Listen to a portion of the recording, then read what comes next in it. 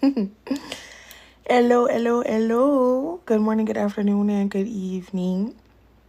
From wherever you are here with me, Goddess Ekua Ahima, founder of the AfroDomme Academy, AfroDomme Magazine, AfroDomme Chat, AfroDomme Pay, all things AfroDomme. You already know the vibes. So, it is a chill, Sunday afternoon. So, hello, if you're just joining us. I am here to kick it with y'all, do a little Q&A round for today. Just for the sake of getting some content out, like I said to my students, I practice what I preach. I talk to you guys all the time about consistency. And like I said, I've been working on being more consistent with me going live for you guys with everything that I got going on. So, yeah, I'm here to do that. I'm here to do just that. Now, if you're new to my channel, new to my live, welcome. This is definitely a chill vibe today, but if you are new here, like I said in the beginning, my name is Ekua Ahima, founder of the AfroDomme Network and Academy. And over the last several years, since 2017, actually, I have been a professional dominatrix, specifically in financial domination. And I've not only been able to scale myself to six figures, but help over 5,000 other Black women. 5,000. 5,000. There you go. 5,000 for those of y'all in the back who didn't catch it. Black women do exactly the same in this community. So, yeah, I am totally here for you guys to answer any questions about financial domination, about branding, about marketing, whether you are launching yourself in FinDom going into the new year, you are rebranding, or you are trying to scale yourself up. Okay, so we all start from somewhere. I know we have students all across the world in the United States. We have students in the United Kingdom. We have students in East, West, and South Africa. We got students in Finland. We got students in Brazil. We got students in Russia. We got students all over the place. North America, South America, Canada. We in this bitch worldwide. So I know wherever you're tuning in from, definitely let us know down below in the comments where you are tuning in from. Thank you guys for the hearts. Where are you guys tuning in from? And what questions do you have about financial domination? What questions do you have about brand building in an industry like financial domination, or content creation, or how to create passive income for yourself? Right? So feel free to drop any questions that you have. Hey, from Texas, South Carolina in the building. Welcome. New York, North Carolina in the building. Welcome. So, yeah. Now, just a quick disclaimer, and I'm going to do a couple of quick disclaimers. Just be advised that some of the questions that you may answer or may ask about how to get started, the very basics of, okay, well, I just found out about financial domination. What is this? How do I get started in this? A lot of those questions have already been answered for you specifically here on my TikTok page and specifically on my YouTube. So you guys can always use those as a resource and a tool for you to start yourself and get some information, some starter information. Now, let me be perfectly clear. Again, another quick disclaimer while I'm answering, while I'm going to get to you guys' questions in a second. You're not going to be able to build a business off of free snippets of advice on YouTube. I give out a lot of resources. I give out a lot of tips. Yes. But again, you don't go to Sam's Club and try to build a 5-course meal off of those little tiny ass samples that they give you, right? So again, take the information, run with it as best as you can. But if you are serious about being in this community, you're serious about creating passive income for yourself, you're serious about creating a career for yourself in FinDom, it is very possible to do so. Take myself as the prime example, or take again over the 5,000 other students that I've already worked with. Some of these students you'll also see here in the comment section as well. So again, Lots of information I've already put out for you guys to give you the bare bones. If you're looking for structured coaching and support, our program, InstaDom 101, is the most popular and most profitable program in this community. It is one of the most popular programs that has been highly duped, highly duplicated. There are whole other clubs, whole other organizations, whole other chats, whole other sororities built off of copying this class, this program, you guys. So we are the largest organization in this community. We have been in this community the longest for Black women, and our membership, in the link in my bio that you'll find anywhere, our membership is how you gain access to our private social club for Black women and our courses and textbooks. So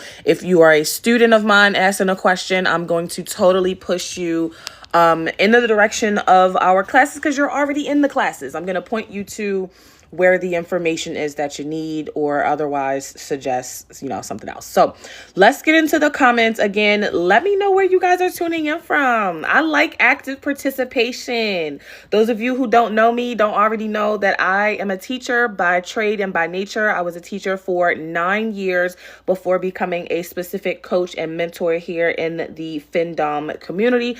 I love active participation. My students don't get to sit in the back of the room. Okay, you don't get to sneak into my classroom and sit all the way in the back with your hoodie on and your head down. Okay, we making money up here. That means you need to come up to the front. You need to participate. You need to ask some questions. And especially if you are interested in getting started with our courses and programs today. So I may or may not, depending on how I'm feeling, I may or may not give some of you a discount on tuition today. So make sure, in order to get that discount, that you're asking questions, that you're participating, that you're sharing this live, that you're liking the live, etc. Now, let's get into some of these questions, because I did see a few. Someone said, just randomly learned about financial domination. Can't wait. Okay. Hello, goddess. One of my students. Should you stress over creating a persona in the beginning, like a persona stage name? Well, first and foremost, I know that you're one of my students. So hello. Mwah. Happy Sunday to you, goddess. Now, for you, we had this conversation before. When it comes to establishing yourself in financial domination, you are not creating a character, right? You're not Hannah Montana, Miley Cyrus one day, and Hannah Montana the next. You're not living a double life. What you want to do is, of course, as a businesswoman, create a sense of privacy for yourself so that your whole life, your whole business is not on the internet. But when it comes to being a financial dominatrix, I am not a different person than the type of person that I am in my normal everyday life. I'm dominant by nature. I'm a confident Black woman by nature. And who you see as Goddess Ekua Ahima is the same person you would see if you were my cousin and we grew up together.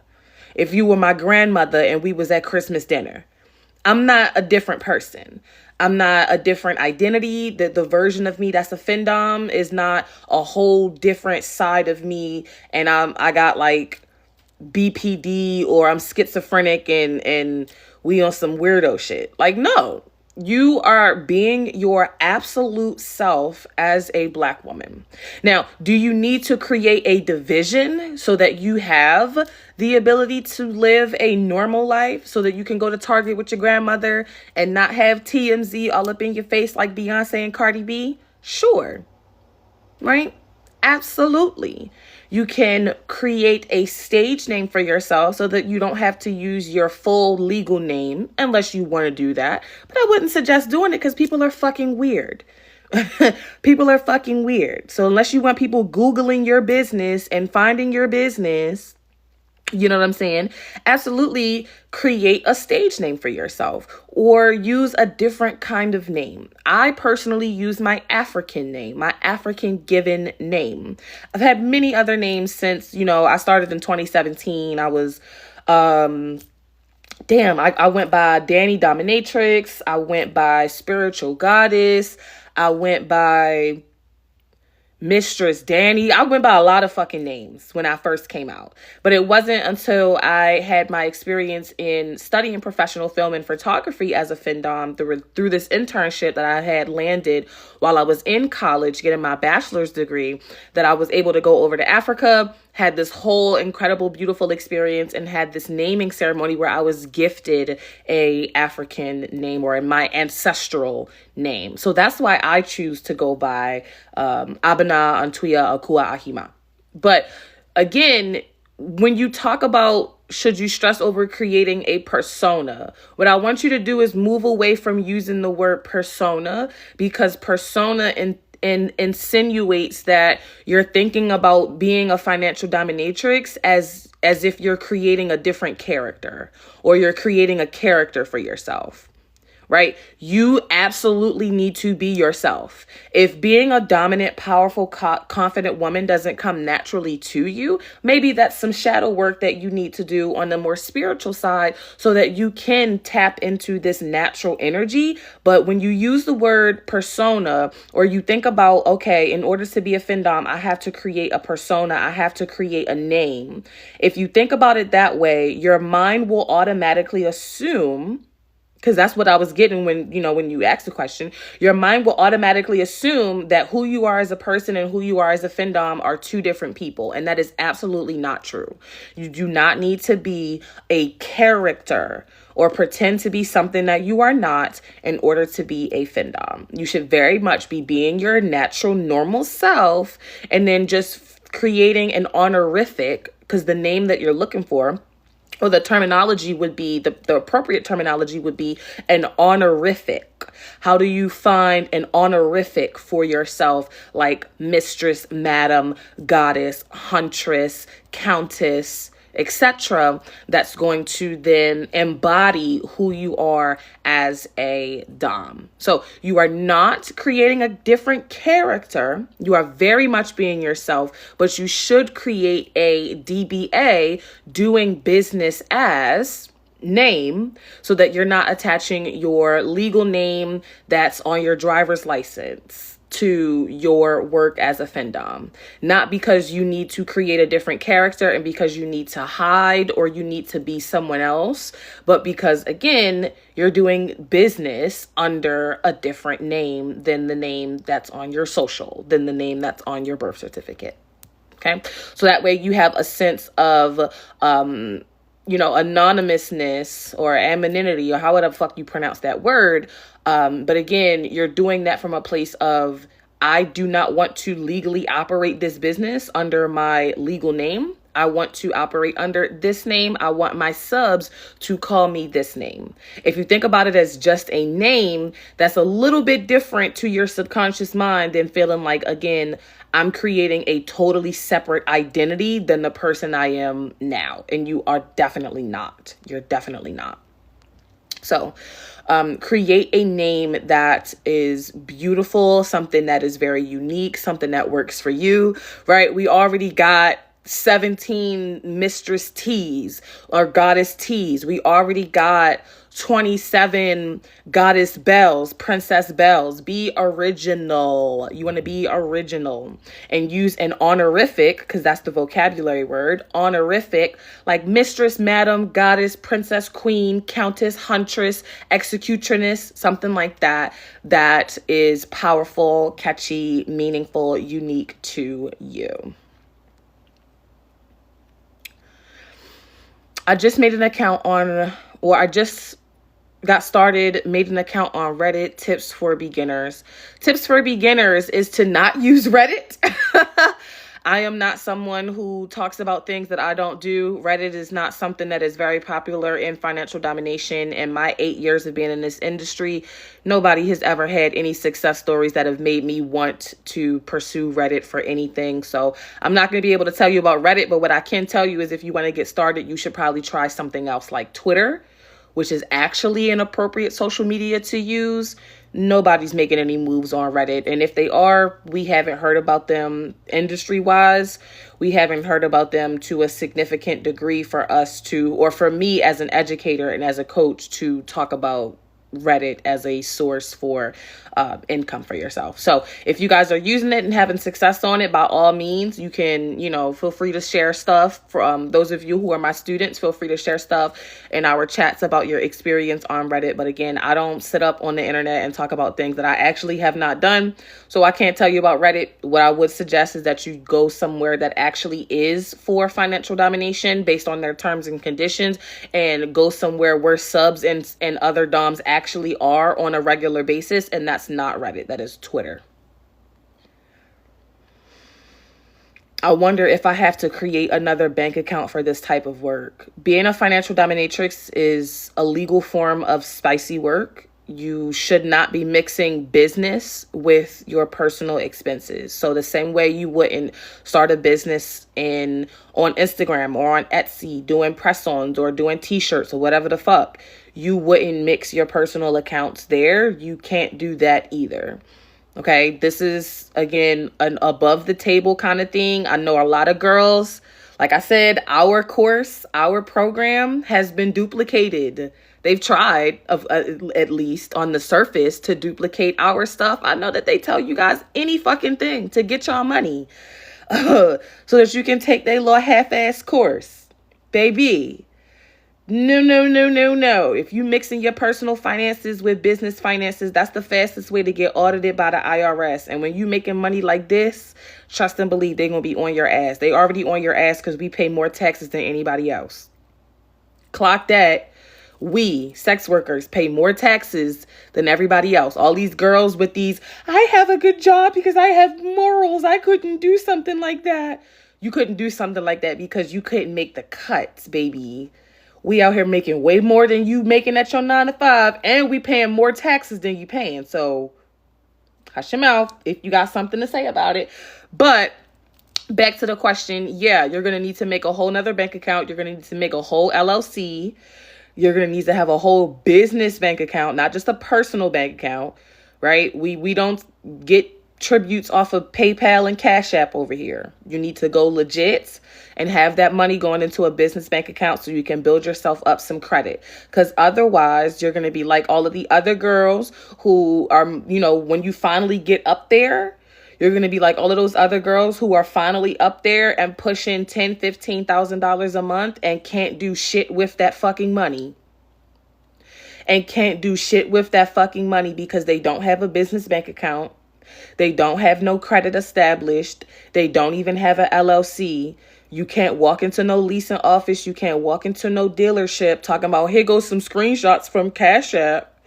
It's $10,000 though. They gonna laugh your ass right the fuck up out of there. Oh, that's cute. Go ahead and leave, ma'am. Because they not gonna take them Cash App screenshots and them PayPal screenshots. And if you lose your accounts because a sub is doing some shady shit on some chargeback type shit, and you lose an account with thousands of dollars in it, guess what else? Without no LLC, ain't shit nobody finna do for you. All of that money you had sitting in that account is gone.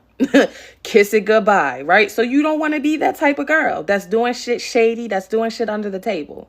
If you want to be able to use financial domination the correct way, we talking about making more than just $600. Okay, we talking about actual money around here.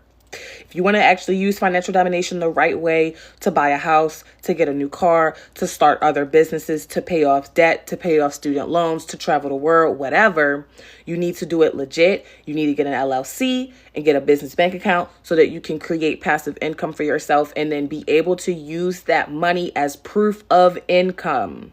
Okay, it is very possible to make enough money in FinDom to have this be your proof of income. Create your own pay stubs. Create your own offer letters off of the money you're making as a dom, so that when you go to the leasing office and they ask for those 3 copies of those pay stubs, you go to the dealership and they ask for those bank statements, you can pull out your LLC docs and get approved right off the top. But if you moving through Cash App and you moving under the table, or you got all of this money going to a personal account, you're going to bang yourself up before you even really get out there in the game and start making money. You're going to bang yourself up before you even get out there and start making money.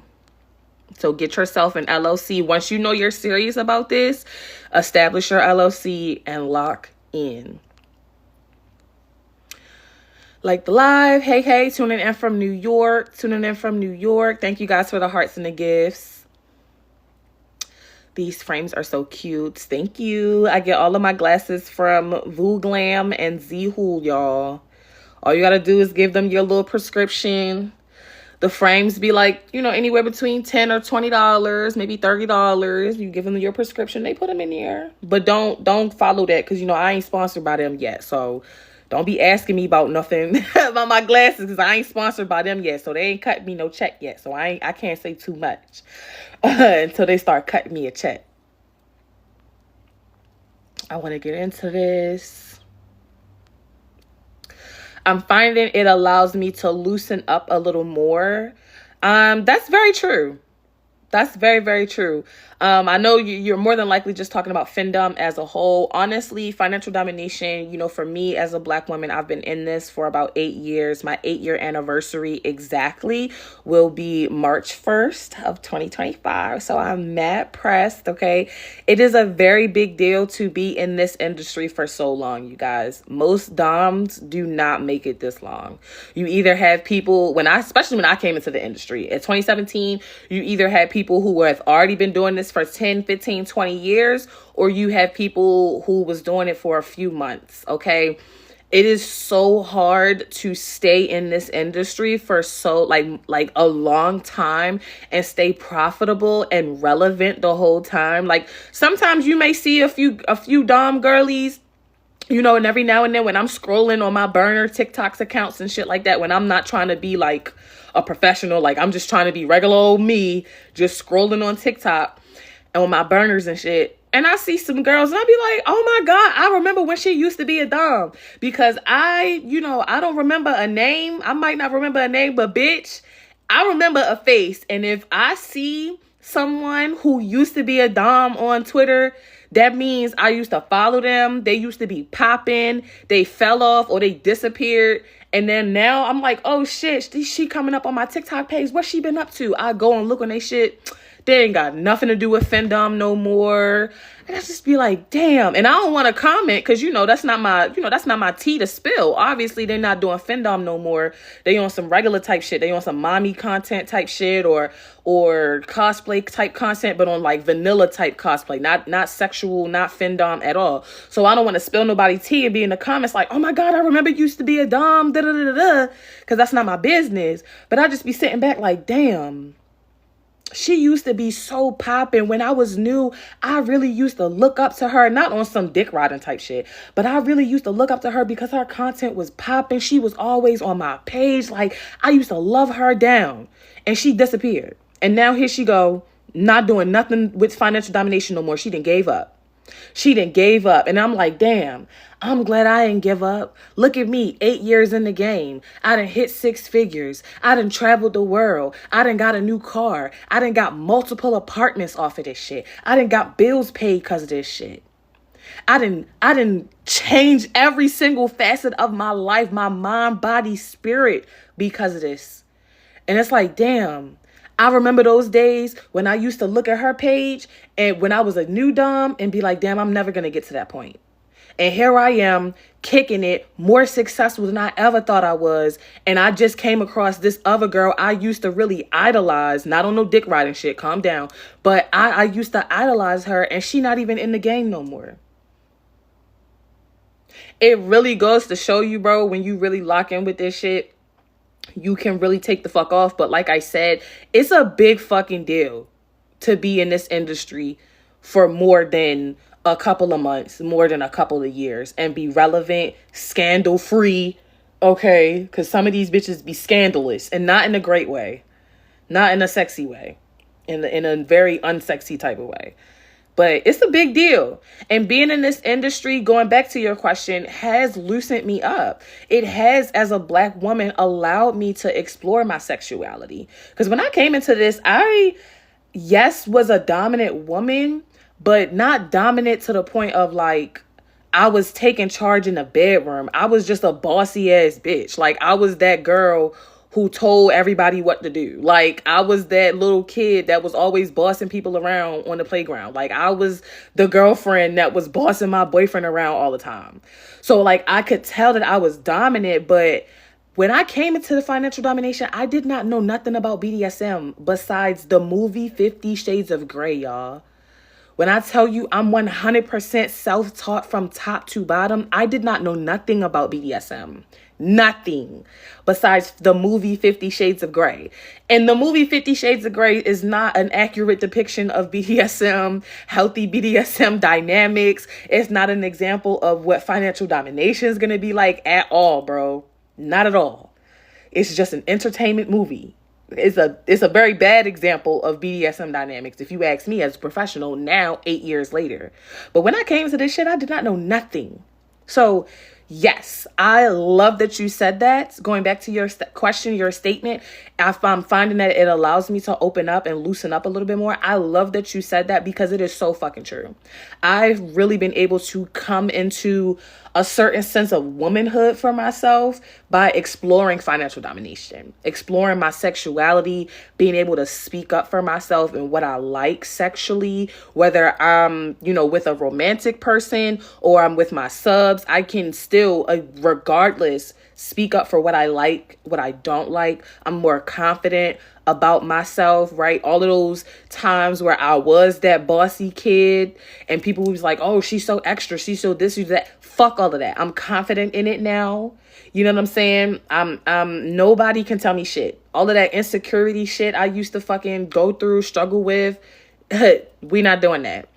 All of the way my mama raised me to go 50-50 with a nigga, we're not doing that, okay? My standards have been elevated. My finances have been elevated. I've been doing hella shadow work on my fucking self to actually do some of the sessions that I do with my subs that are more psychologically taxing because of the fact that it has to deal with race or it has to deal with a certain kind of fetish or something like that, or pain, giving or receiving or giving or whatever. I've done a lot of fucking work spiritually, mentally, emotionally, and financially in this industry. And that's one of the reasons why I talk about it so much, because it's more than just financial gain in this industry that you're able to obtain, right? If you really, really go hard with this, take shit serious when it's time for business. But when it's time for fun and getting to know yourself and enjoying that process too, this will be a whole transformative experience for you. Like, I lost hella weight in the process of doing financial domination too. When I started financial domination, and I know I don't talk about it too much anymore because I'm not that size anymore. Like, it's been years. But when I started financial domination, this light is on like a little timer. So I did put it on the charger this time. I remembered to put it on the charger this time. Come on now. Don't disrespect me like that. I'll put it on the charger, y'all. I'll put it on the charger and I will go back in there and switch rooms just so we can have this light. Because y'all know now that I got my light, I be feeling like this lighting is not good enough for me no more. Like, this little light right here got me mad spoiled, y'all. It really do. It's got me mad spoiled, acting different. So let me go back in here because I be damned if I stick with this little ugly light. But like I said, and like I was saying before we was, interrupted, when I started financial domination, I was in college, barely making like $600 a month. Yeah, real brokey type. Barely making $600 a month because I was on work study and I was working at Lowe's selling grills and tractors and shit. And I was broke, bitch. I was broke. The bitch was broke. And I'm not afraid to admit that, because some bitches be like, oh, when I came into this, I was doing this, that, and the third. No, bitch. I started off on survival. Okay, I started off on survival. And hold up. Let me get this little thing. This what it looked like for y'all who haven't seen it yet. It is on my TikTok showcase. I have the purple one because duh. But they also have them in white and pink. Okay, very cute. Very cute. Very much cute. And I put this bitch on the charger. I be feeling like whole time I'm using this for other content. So I'm probably just killing the fuck out of the battery. But a couple hours of this on the charger will definitely last you all day. I'm just killing the fuck out of this battery. I ain't even gonna hold you. I am. Because, like, look at the material, girl. I'm about to turn the light back on while it's on the charger. Even though I'm not supposed to do that. Because what? We going to go without the lights? No, ma'am. So, anywho, when I first started this, like I said, bitch was mad brokey. Mad brokey, okay? No shame in it. I started off as survival. From survival to six figures. Clock it. But like I said, I was probably like 350, 375. I was at my heaviest. And at that time, I was struggling with a lot of insecurity because of my size. Like, I've always been a thick girl. Yeah, I've always been a plus size girl. It ain't never been no problem.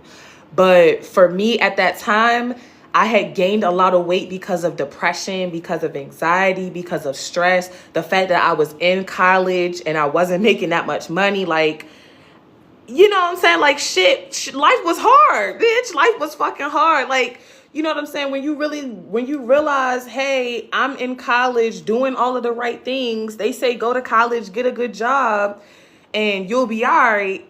I'm doing that and it's not working out. Now my light's showing off. But I was doing that and it's not working out. So I said, all right, look, you just turned 21. You've been saying forever as a joke with your friends, key. I'm a use this light till the wheels fall off. This light gonna hate me. This light gonna always hate to see me coming, because I'm gonna burn this motherfucker up till the wheels fall off. Absolutely. I'm gonna let you charge up for a few minutes, baby, but you're gonna come back on. Okay, you're gonna come back on. Anywho, I had gotten to a point where I just felt depressed. I was never ugly, but I felt depressed. I felt anxious. I just felt like I am not fulfilled by what's happening for me. I had already started working for the Department of Defense. Okay. Big mama, always been big mama. I started working for the Department of Defense. Yes, the United States Department of Defense. Hated that shit. Okay, that's where I really started picking up weight. When I was working for the DOD, it was nothing to do on that motherfucking, what's the word? The word is not plantation. What's the word that I'm looking for?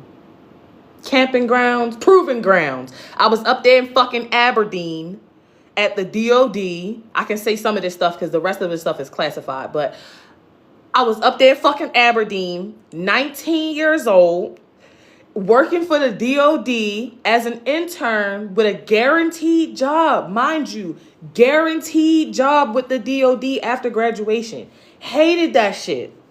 Was up that bitch so fucking bored. All we had to do was fucking drink and eat. It was nothing else up there to do on the fucking proving grounds. Yes, we could leave the proving grounds. We could leave the base anytime we wanted to. But because I was all the way out there, I had my own car and stuff like that by then. But it was an old car. I had a 2000 Nissan Altima that I got from my parents after high school graduation. Yes, they bought me a car, but it was an old beat up car. I put way more money into it by the time I got rid of that car. So, you know, I'm not no silver spoon type chick. Okay, I grew up on food stamps and WIC vouchers. My parents just so happened to have $1,500 and they got me a used car. Okay, now it was nothing to do up there. It was nothing to do up there on the proving grounds. They had nothing but liquor stores and nothing but fucking food. So I was up there miserable, depressed. Yeah, I was making bank, you know, making money at 19, working for the feds. But I hated that shit. And my fucking supervisor was racist as hell. I was the only black person in my entire building besides the fucking janitor, bro. I was the only black girl. And I'm the youngest because I'm a 19-year-old intern. I'm the youngest black woman on the proving ground besides the fucking janitors. That's saying something. If you know, you know. As a black person, you know what the fuck that means. You the only black person besides the bitch that's cleaning the toilet. Come on now. So, left that. Told them I'm not. Like, I'm good off the offer. Totally good. Changed my major. Found financial domination. Bitch, and took the fuck off and never looked back. Took the fuck off and never looked back. Okay? Took the fuck off and never looked back. So yes, financial domination will help you step out your box. It will help you be more comfortable, more confident, more sure of yourself, more confident, comfortable, sexy in your body, regardless of how you look. Yes, I fell in love with myself at that larger weight that I was, but I also was able to lose a lot of weight in that process too. So when I was first starting in 2017, I was about 375, and then it took me a year to lose 125 pounds naturally. I was about to go get a whole gastric bypass and say, yeah, no, what I'm going to do instead is just some other shit. Fell in love with financial domination, fell in love with myself all over again. And just kept running with this self-love train, money-making train, loving on myself, loving on my body, making money to do it in the meantime in between time. So financial domination will really transform you much more than finances. A lot of people only talk about the finances. They only talk about the materials. But it's a lot more than this. It's a lot more to it. So somebody else said, do I have to get a little scandalous? I mean, what you mad? What you scared for? She got the, do I have to get a little scandalous with the eye thing? We're going to see if my light is working. Because I let it on the charger for a little bit. Do I have to get a little scandalous? And she's scared to show her face. I mean, well, at the end of the day, you're over 21. You're a consenting adult, right? Because I don't work with nobody that's under 21 and nobody that's not a consenting adult. So at the end of the day, as long as those two boxes are checked, who the fuck finna tell you what you can do with your body and what you can't do, right? That's on, I'm a grown-ass woman. I'm 10 toes on my decision to be a financial dominatrix, and it is what it is. So at the end of the day, like I said, I'm grown. I waited until I was intentionally 21 to start doing spicy work because I was already knowing. But at the end of the day, can't nobody tell me or make me feel bad about what decision I tried to do. Because like I said, I tried to take the easy way or the way that they suggest that we do. I tried to have the college degree and the good government job and this, that, and the third. That shit was depressing. Okay, and now I make much more money than I would have ever even been making by this age. Because yes, I would have had a guaranteed job with the DOD, but I wouldn't have been making six figures by now. I still would have been working with them, but damn sure not making six figures. Damn sure not. So you grown. If you want to get a little scandalous, then, you know, period. Y'all know I'm bald head. Period. Go ahead and do it then. This my pussy. I can do what I want. I'm a big girl now. Who finna tell you what you can do with your pussy? You a big girl. Do what you want. You want to play with that motherfucker? Then do that. If you don't, then don't. If you want to show a little nip, then do that. If you don't, then don't. If you want to cuss a motherfucker out, then do that. If you want to be sultry, sweet, seductive, then do that. But at the end of the day, you need to make sure that you're doing what you feel comfortable with versus what I'm telling you to do just because, oh, that's what's working for me, or, oh, that's what's profitable. That's what's this, that's what's that. Some of y'all go to coaches where they tell y'all to be cookie cutter versions of them. Like I said, I'm gonna keep trying this light till it start working for me because this light got me spoiled, y'all. You know, I like to look at myself, okay? This light, I'm gonna burn this bitch till the wheels fall off, okay? Okay. But anyway, some of y'all be going to coaches and stuff like that, tuning into their shit, and they be teaching y'all on some cookie cutter shit like, oh yeah, you want to be a findom, you got to do this, you got to do that. The prime example that I always use is Miss B Nasty, and it's never no shade to Miss B Nasty. I always just use this as an example so that you can put it in context. So those of you who know Miss B Nasty, you know how she get down. And if you don't, Google it on your own and figure it out. But if you know Miss B Nasty, you know how she get down. That's her bag. That's her niche. If you look at Miss B Nasty and say, well, she making money doing XYZ, I need to do the same thing so I can make money like her. What you've just done is shot yourself in the foot, and you've completely ignored your values, your morals, your beliefs. Because unless you look at Miss B Nasty's niche of content and you say, you know what, that is absolutely perfect. I love what she does. I want to do exactly that. And you feel that shit 10 toes in your heart, right? You don't need to be doing that. Like I said, it's never no shade on Miss B Nasty because she a grown-ass woman. She done served our fucking country and she loves what she does. But she does what she does because she's confident in what she does. She's not just doing that to chase a check because somebody else told her that is how she's going to have to, what she's going to have to do in order to be successful. That's what she's going to have to do in order to be profitable. That's what she chose to do. What you need to do, instead of looking at everybody else and saying, ooh, well, what do I need to do in order to be a FinDom? What kind of content do I need to do? How should I look? What should I say? You need to ask yourself those questions. What kind of content aligns with me? What kind of content makes me feel comfortable, makes me feel sexy, makes me feel empowered? How can I create a lane for myself while honoring all of my morals and beliefs and values and showing off my body or not in a way that makes me feel confident, sexy, and empowered? So if you want to get a little scandalous, get a little scandalous. But at the end of the day, you's a grown-ass woman. Who's stopping you? Your boyfriend? Your baby daddy? Because if that was the case, if you was finna let your boyfriend or your baby daddy slow you down, they should be paying your bills. But the gag is they're not. So why you worried about with them? What they got to say? Because a lot of the times, and I hate to clock somebody tea, but a lot of the times when y'all be asking me about, can I show my face? Can I not show my face? Do I have to do this type of content? Do I not have to do this type of content? Y'all don't really be asking from a place of, let me find my own niche. Let me find my own lane. Y'all be asking from a place of, let me pacify this nigga that I'm laying next to that don't do shit for me. Y'all be asking from a place of, well, my boyfriend knows that I'm a FinDom, but he don't like that I show my body. Baby, if he didn't want you showing your fucking body, he should have been paying them fucking bills. If he didn't want you out here looking for sugar daddies and looking for niggas to pay the fucking bills, he would go out there and get 2-3 fucking jobs. So when you ask me, I'm going to give you the real deal. I'm going to give you the real deal based off of shit I've experienced with other niggas that I left who wind up spinning the block and becoming my subs. And I'm going to give you the real deal based off of shit I've told my students. If your husband was doing what he needed to do, your boyfriend, your baby daddy, that nigga that you're talking to, if he was doing what he needed to do and he's so worried about you showing this or showing that or doing this or doing that, he would say, you know what, baby, you don't need to do that. I'm going to go out here and get 2-3 jobs to make sure that you don't have to. And if he's not doing that and you still need to do this, then why the fuck do you care about what he says? Because he not paying the bills, right?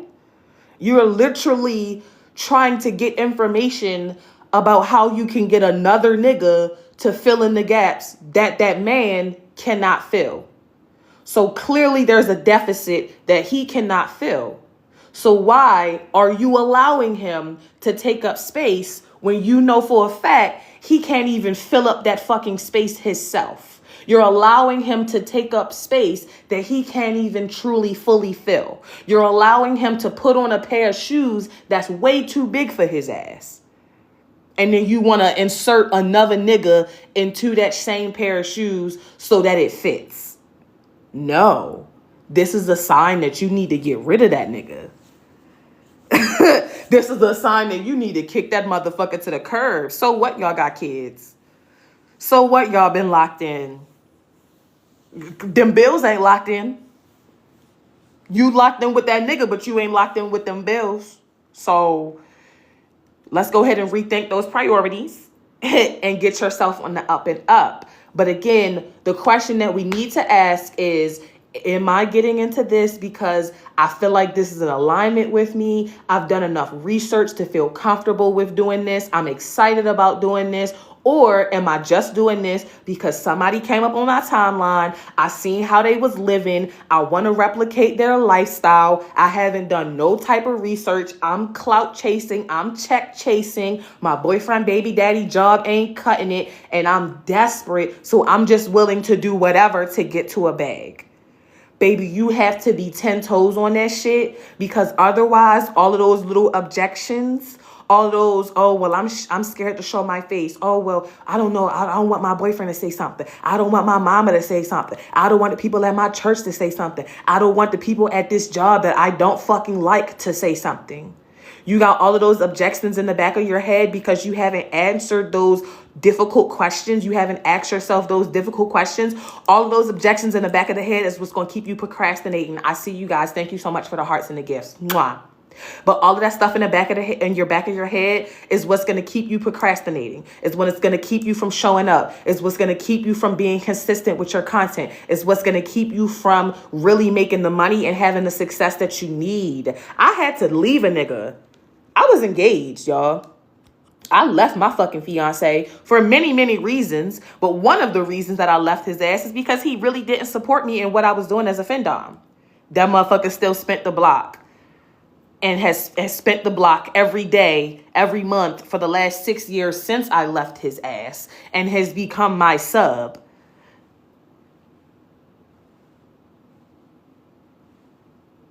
But I had to leave his ass because you're not about to hold me back. And you're definitely not about to hold me back, especially when you're not even paying all the bills. So why would I sit and hold on to a relationship with a nigga when I know he not even paying all the bills? I can't have no OnlyFans because I don't want my boyfriend to say something. Your boyfriend don't even pump your gas, ho. Your boyfriend don't even hold the door open for you, ho. Your boyfriend don't even want to go to the corner store and get you some sanitary napkins, ho. But you worried about what he got to say. You worried about his approval as to whether or not you can do financial domination or not. And I know this ain't nobody question, ain't nobody asked this question, but it needs to be said, because sometimes y'all be saying shit, and you know I'm a spiritual person. I be hearing y'all questions whether you want to say them in the comments or not. I'm a spiritual person. I'm a reader. I hear people talking. And somebody needed to hear it. In 2025, don't let that nigga hold you back from not nary opportunity, not nary a blessing. Because if he wanted to be the only nigga that's paying attention to you and looking at your body and paying those bills, he'd have made sure he got the fuck up off that fucking game and did it. Now let's move on to the next question. Because somebody needed to hear it. Somebody needed to hear that. I use Reddit and it's been pretty good lately. Well, definitely kudos to you guys, who get down on the Reddit tip. I prefer Twitter as the primary social media for financial domination because Twitter, in their terms and conditions, has always been the most flexible platform for adult content creation. It is the best platform to use for you to network with other doms. It's the best network for you to use to socialize and create a sales funnel out of your social media. Reddit is typically used for other things. Reddit is not really a big community or a big staple in the community for financial domination, but to each their own. If you're looking for a professional recommendation from someone who's actually been in this industry for 8 years, Twitter is where I'm going to suggest. What about this industry interested you enough for you to enter it yourself? First and foremost, the money. We're going to start there, as always, the money. But when I really started getting into it, beyond just the money and some of the stuff that I was talking about before with like the mental and spiritual, kind of aspect of it, what really made me stay in the industry, right, was the relationship that I had built with my subs. My first sub was actually African. Right. So my very first sub, like long term, we locked in. He's sending me a lot of money, not just somebody that sent me a tribute or bought a few things every now and there or here and there. That's a customer.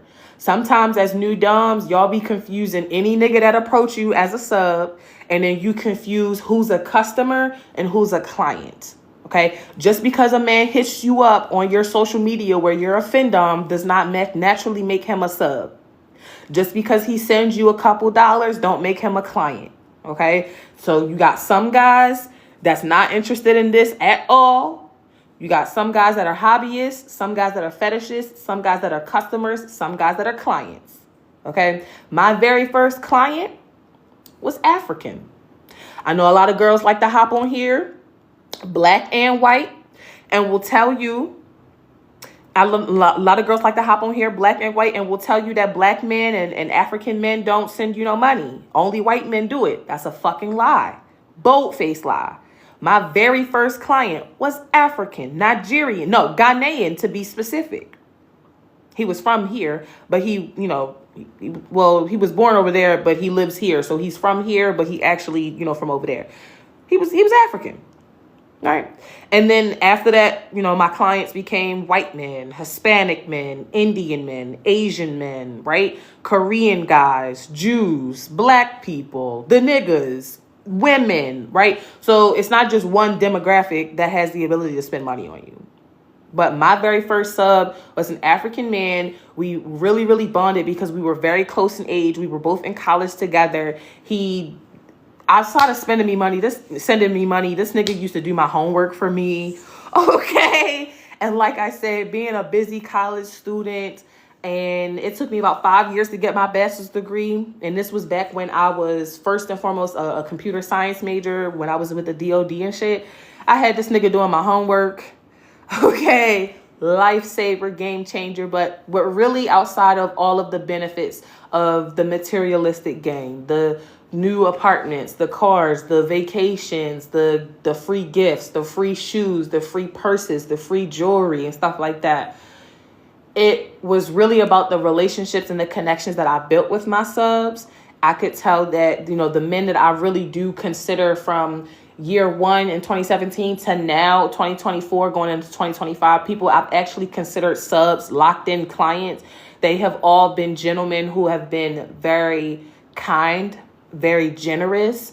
They are very, very protective of me. They have never corrupted my boundaries. And these are people like I'm saying that I'm locked in with. They have never, violated my boundaries or made me feel like I was unsafe around them or that I couldn't be safe around them. They have made me feel just as comfortable and willing to explore my sexuality just as much as I make them, comfortable with doing that as well from the submissive perspective. So the relationships and the connections that I've had with my submissives have been really meaningful to me. I've had subs, outside of, the walking the subs on a leash and doing sessions and all of the cutesy stuff that you see doms do. I've had subs bring me flowers and cough medicine and run errands for me when I was sick and I couldn't do sessions. You know what I'm saying? And they still wanted to show up and take care of me and serve me, even though I had to cancel their session, really going above and beyond to really show me that they weren't just in it for, the service that I'm providing as the provider, you know what I'm saying, as the professional. So that means a lot to me. That means a lot to me. Now, you got some other folks, like I said, that are just customers that just, pay for the monthly subscription or pay for my pay-per-view content or send me a tip every now and then, or some other folks that have been assholes. But it comes with the game. It really does come with the game. And I would say, outside of the materialistic gain, outside of the trips, outside of the glitz, outside of the glam, outside of the businesses I've been able to start because of this stuff like that, like really, I would really say the connections that I've had with my subs is definitely what kept me in this industry for so long. Should the LLC relate to your findom name or represent a business you're looking to start? When you're getting an LLC as a financial dominatrix, your LLC should be for adult entertainment.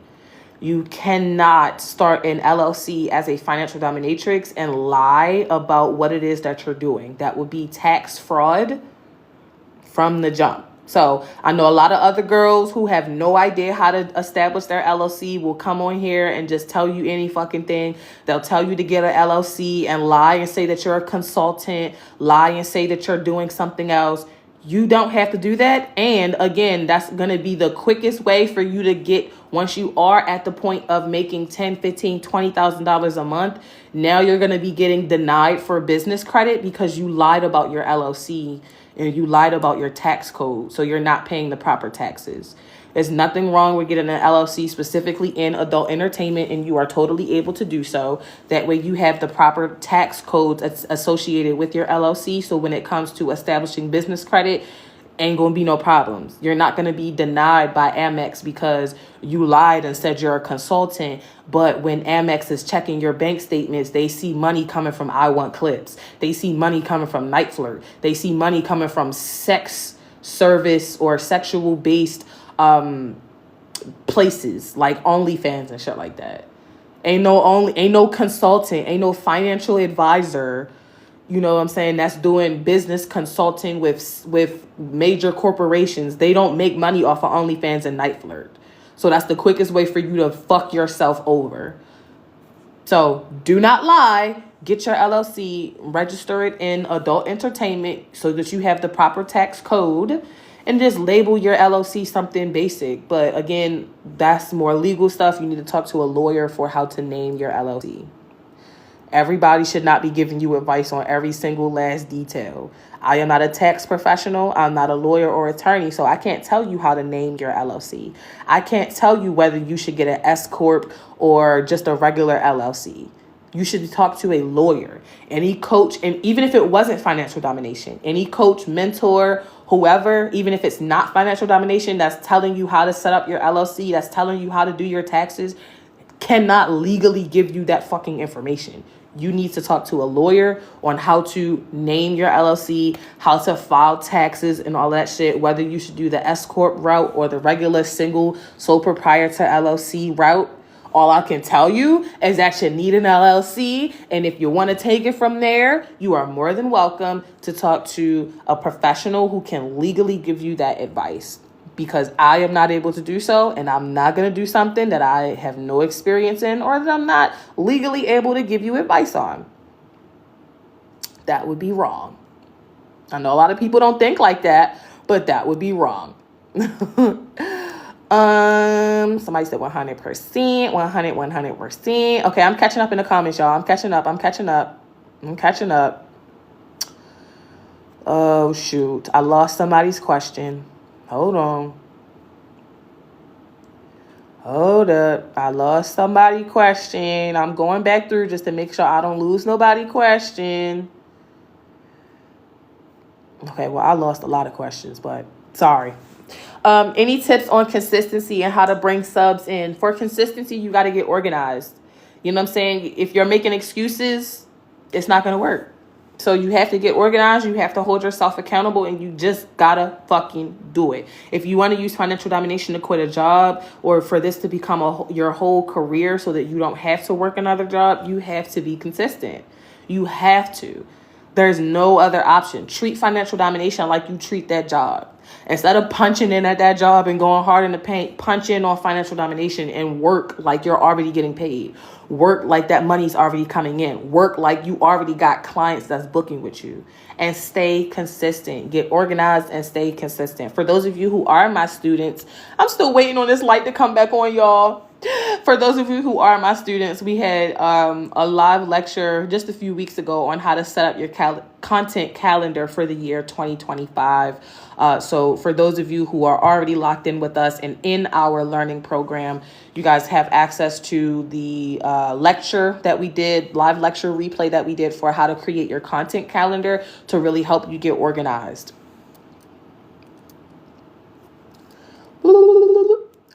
Do you offer 1-to-1? This is the whole goal to start in 2025. Yes, I do offer 1v1s. That information is available in the link in my bio.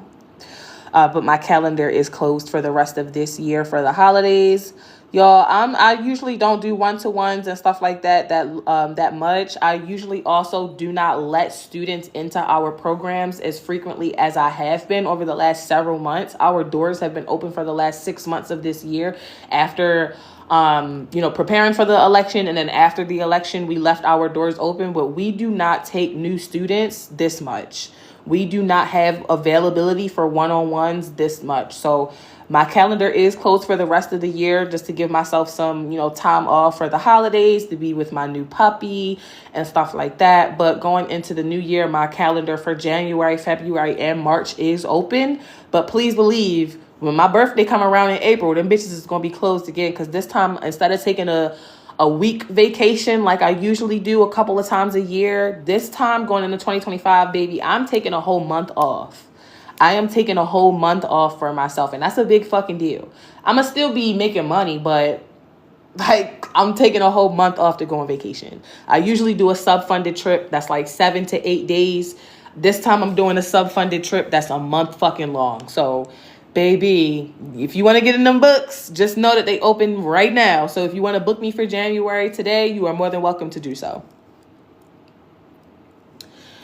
What is some advice in getting the subs to be more consistent? If your submissives are not more, or if you're talking about consistent with sending, consistent with their communication, if you're new, it sucks to hear it. But if your subs are not consistent, or if your submissives are not behaving the way that you want them to behave, it is actually a failure on yourself as the professional.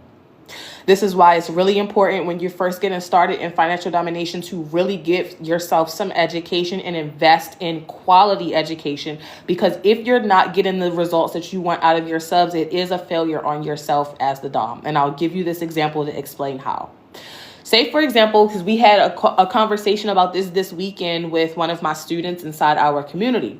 She basically said that another dom, it was a white girl, hit her up and was like, oh, are you talking to such and such? Because that's my sub, right? Basically, a sub hit her up, right? She didn't go approach this sub or anything like that, because we don't get down like that, right? We don't chase men around here. This is not no... go outside and find a man. This is how you gonna go find a man to pay your bills type shit. We don't do no pick me type energy. So he approached her. He sent her money. And then before she knew it, some other girl was hitting her up talking about, oh, did this sub hit you up? That's my sub, da da da da. So we get to talk about it in the chat, and I'm telling her, like, don't feel bad about that shit.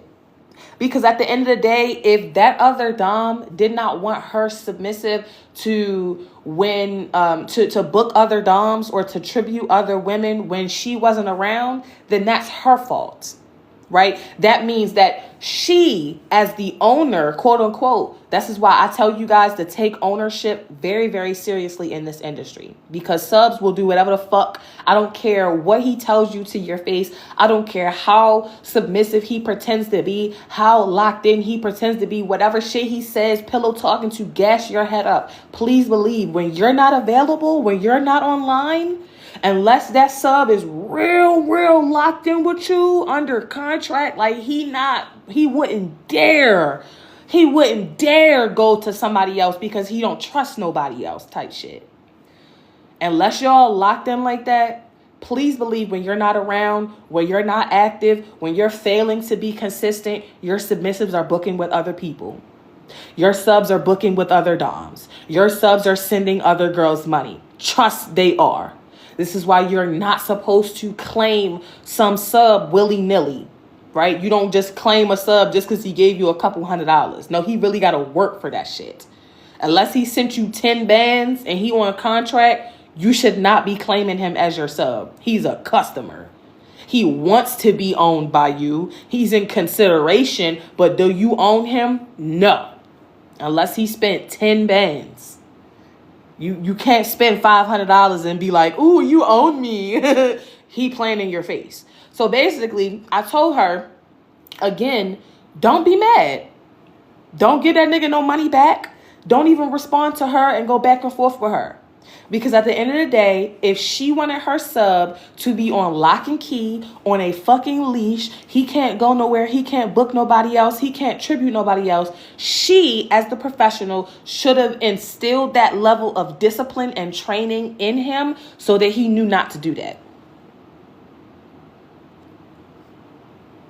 She should have instilled that level of discipline and training in him so that he knew not to do that. I tell you guys all the time, training a man, training a sub is like training a dog. If you don't want your dog going up to people when they out in public, you need to train your dog not to do that. You don't blame the dog for the dog running up to someone, a random stranger, and asking to be pet, jumping up trying to play with the stranger. You don't blame the dog for them doing that. That's your fault as the owner, right? That you have not trained your dog that it's not okay to go up and jump on strangers and try to play with strangers. That's a failure on the owner. The same thing goes here with men in financial domination. If you have not done enough due diligence to train this sub to only be locked in with you, y'all not locked in. So you can't be mad when he goes to do stuff with other subs. So if you're struggling to get subs to be more consistent, I know it's going to suck, but it means that you yourself have not spent enough time training this sub. And if you don't know how to train a sub properly so that he's not out here sessioning with other subs, so that you do have that vice grip on his physical, mental, and subconscious, you need to get some education yourself as a professional. Being a findom is major work. You have to have a major psychological hold on your submissive in order to get them to really be consistent with you, always booking with you. You have to have good client retention with them. You're not going to get good client retention and a good hold on your sub's psyche to really control them just off of jiggling your titties on Twitter, showing your feet, doing some sessions when you showing your ass, having some Skype sessions when you making him suck a dildo. You don't know him. Y'all don't know each other. You don't know enough. Y'all haven't spent enough time with each other. You really have to understand that this is a science. This is a art. This is really an art. So if you want subs to be consistent, you want subs to be loyal, you want subs to be obedient, you want subs to be locked in, you have to think about it like training a dog.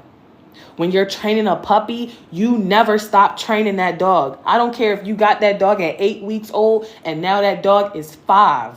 You are training that dog the whole time. And you have to treat men the same exact way. Because like I said, otherwise, they're not going to send you tributes. It's going to feel like you're pulling teeth. It's going to feel like you damn near begging them to send you some money. And that's the opposite of financial domination. That's charity. That's you begging men to pay you on the internet. That's the opposite of financial domination. If you want him to be submissive and you want him to be obedient, you want him to get down on his fucking knees and be on it, obeying to those commands, by the snap of your finger, he dropping down to the ground. Goddess, how can I serve you? Here's my money. That takes time, that takes experience, and that is a skill. You cannot get that level of obedience out of a man by just jiggling your titties on camera. Fuck you, pay me, loser. I own you. You really have to study that man, really get in his deep subconscious mind. You got to know his fears. You got to know his insecurities. You got to know what makes him afraid. You got to know if he got mommy issues, shit that don't even got nothing to do with kink. Like, you need to know so much about him and really have an established relationship with him in order to get to a point where you have the kind of client retention that makes you money every single day. Client retention is a big deal, you guys. A really big deal. And the way you get it is by being consistent yourself, for one.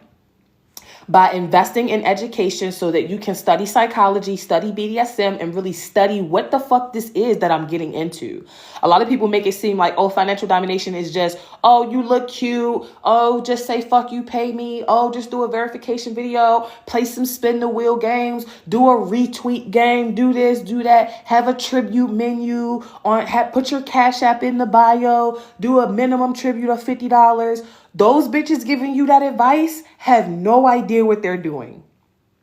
Those girls that's giving you that level of advice have never made no real money. Nothing to really change their life. Those girls giving you that kind of advice have only experienced the bottom barrel of submissives and clients in this industry.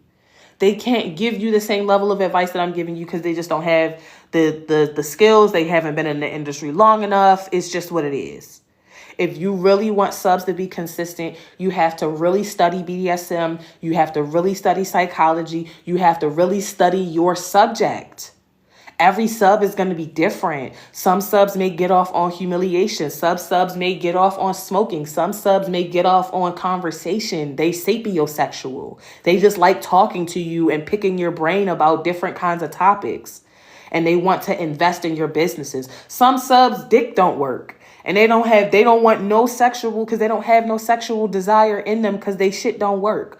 And all they want to do is pay for your vacations, and you send them photos while you're on vacation. You really have to know your subject. You cannot apply this one size fits all cookie cutter idea or mindset to financial domination for yourself as the professional and for your subs as well. Every man does not want to be humiliated, and financial domination has nothing to do with degrading or humiliating men. Humiliation and degrading is a kink itself, totally separate from financial domination. So if you're humiliating every single guy just because you're a findom, you already shot yourself in the foot, because you don't even know that financial domination, at its core, the true definition of financial domination has nothing to do with humiliation. Okay? By definition, financial domination is the dom sub act of exchanging power through monetary gifts. The dom sub act of exchanging power through monetary gifts. So when you start adding all of these other layers to it, you're not doing findom anymore. When you start humiliating your sub, you're not doing findom anymore. You're now in a humiliation session, which is femdom, female domination. The minute you start degrading your sub, that's not financial domination. That is female domination. And he likes to be degraded. That is not financial domination. Financial domination is the dom sub act of exchanging power through monetary gifts. Literally, the sub giving you the money is the act. You receiving the gift is the act. Nothing else is involved. But you have to think, what kind of man would have a kink for this kind of stuff? Giving away money. The kind of man who would have a kink for giving away money and not getting anything else from this exchange, because that is the exchange. The kind of man who would be willing to only have a kink for financial domination, you have to think about this. That kind of man has to have a lot of money. That kind of man has to have so much disposable income that he literally gets off on getting rid of the money that he has. He has so much money to burn that his shit literally gets hard at the idea of throwing some of this money away. Not every man that you come across is going to have that specific kind of lifestyle that's making that kind of money. It doesn't mean he can't contribute. It doesn't mean that a blue collar motherfucker can't do overtime and bust out some hours and pay your rent, because he absolutely can. But you have to understand that the kind of man who would be specifically interested in financial domination is going to be a really specific kind of person. They're going to have a really specific kind of career, mindset, and making a certain kind of money. Anybody else is usually someone who's interested in female domination. They don't like the financial domination part because they don't make enough money to have a kink for you taking their money. They just had to do 80 hours to get that check. They don't have no kink for you coming in and taking that shit. But they don't mind paying you for your time as a dominant woman, because they still want a professional dominatrix, and they're just paying you to do that part. They're not interested in findom. They're interested in femdom. And there is a difference. You're still getting paid, and you can still get paid a lot, but there absolutely is a difference. And you have to know that there's a difference, because some of y'all sometimes ask me questions about, well, why are all the subs that I'm finding asking me for deposits? Because they're not subs. Those are random guys that you're talking to. But if you just assume that any and everybody that reaches out to you is a submissive, again, you're not going to be able to know the difference between a scammer, a real sub, someone who doesn't like financial domination at all. You think every man that hits you up is a sub. Well, he must have seen my profile. Just because he sent you a message don't mean he is submissive. right? Just like how just because an African prince sends you an email don't mean he actually an African prince. Come on, y'all. Some of y'all be easy targets with that scammer type shit. And I don't be feeling bad because y'all don't be paying attention to the red flags. I don't know where to start. You got to get some classes. Got to get some education. I left AfroDomme a few years ago, but I really want to get back into it. Okay, I done had this thing on the charger. It's probably ain't even been that long. Let me not. I just be so pressed to use my light, y'all. I should have put it on the charger last night after I was using it. I left AfroDomme for a few years, and I really want to get back into it. Any suggestions? Get organized, go hard in the paint, rebrand, scale yourself up, and get yourself a quality education. Hi, were you talking about digital daddies yesterday? No, I'm not a sugar baby. Well, I am a sugar baby, but no, I was not talking about digital daddies. No. I'm not here to teach you guys go out and find a man or download a dating app and do this, that, and the third. Some of that sugar baby shit that y'all be looking at on here is bullshit too. I be in y'all lives. I be in some of these little lives that y'all be in, listening to all this bullshit that y'all be eating up.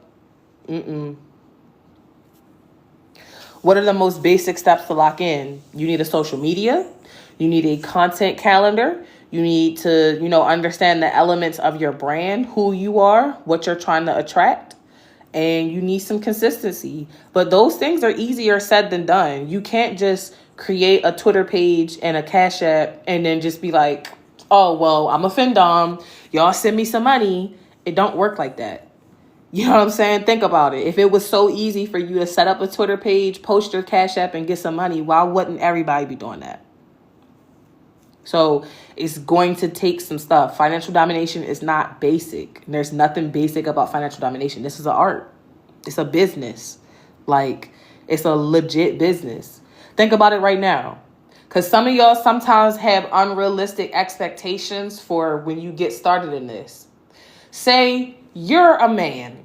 Put yourself in your submissive shoes for a second. Put yourself in that potential client that you think that you're looking for. Put yourself in his shoes for a second.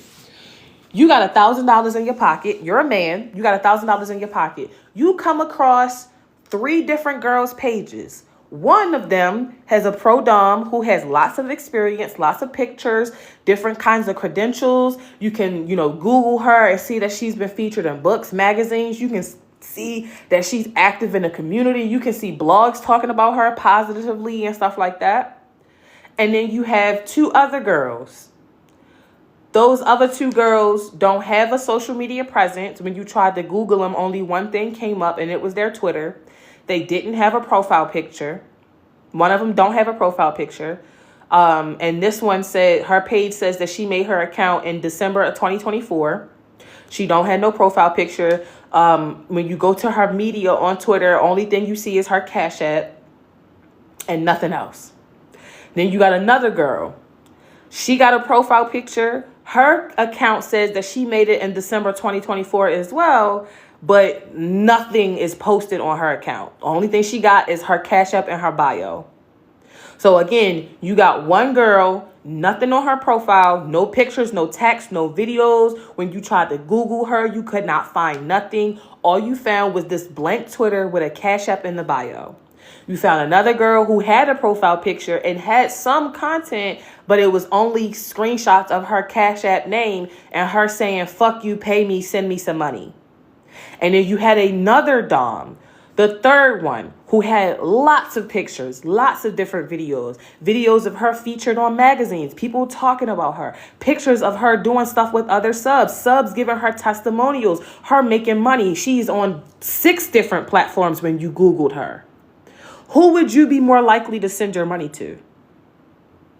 The answer is very fucking simple. The third person who has all of the stuff, who has the credentials, who has a social media presence. Sometimes you guys have unrealistic expectations of financial domination because you're looking to people who have unfortunately given you horrible advice.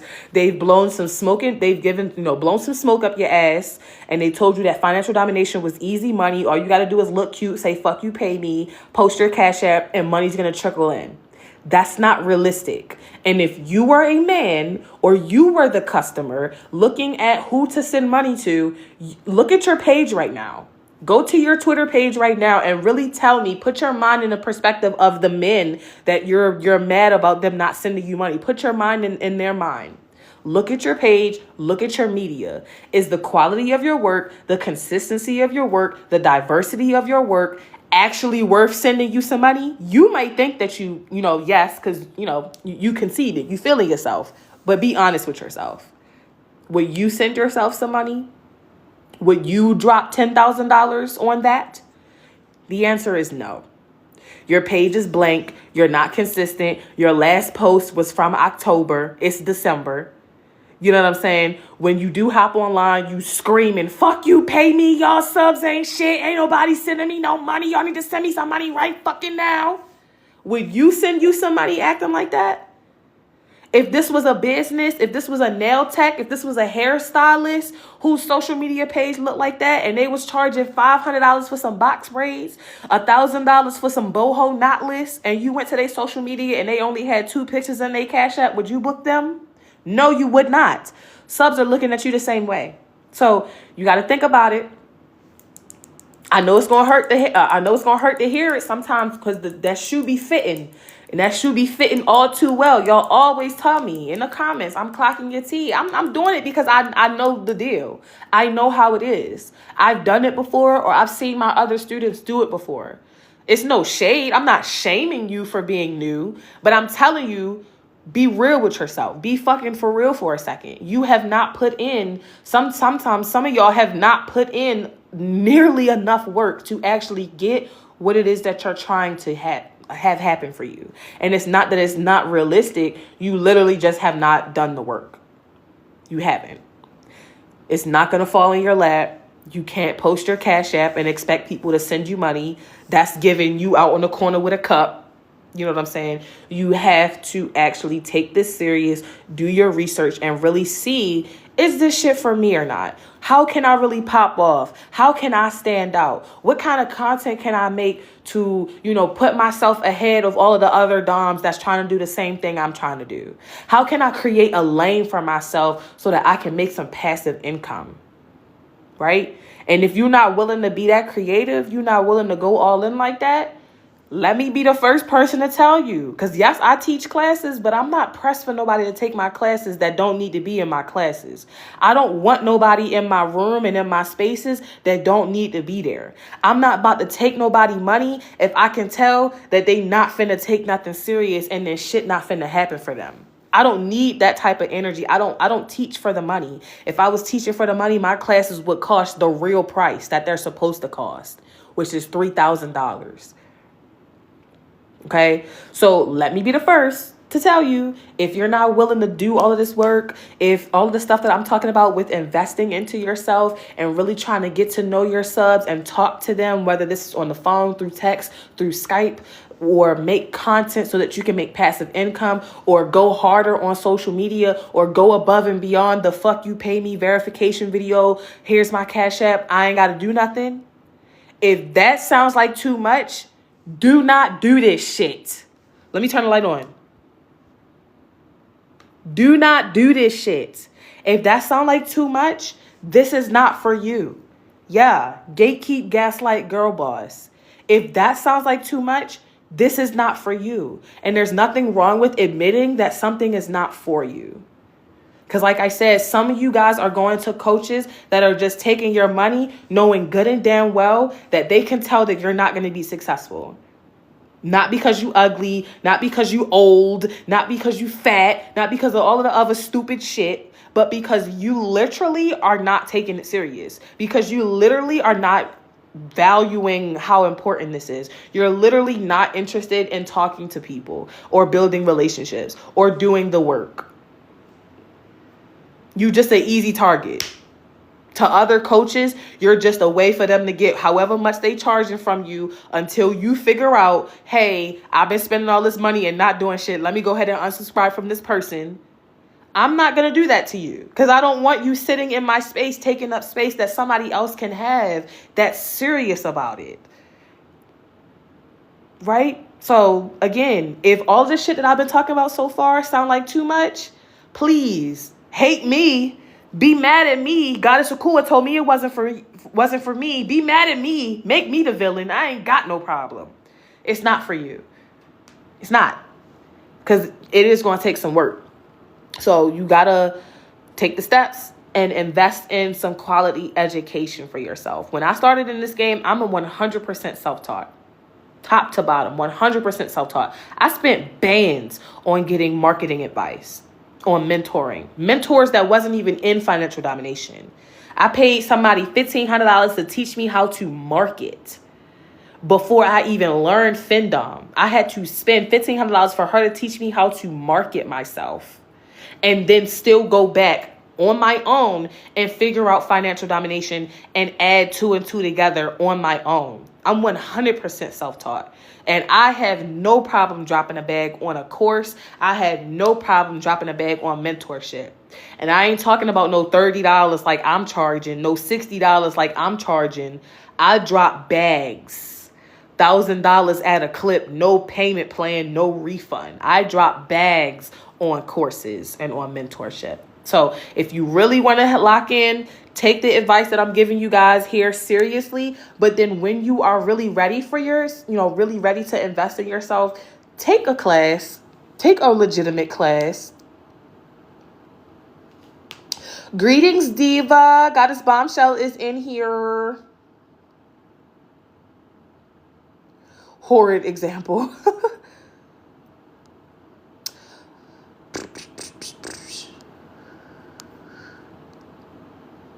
I'm so salty. I'm just now finding FinDom, the FinDom world, shaking my head. That's why I felt called to it too.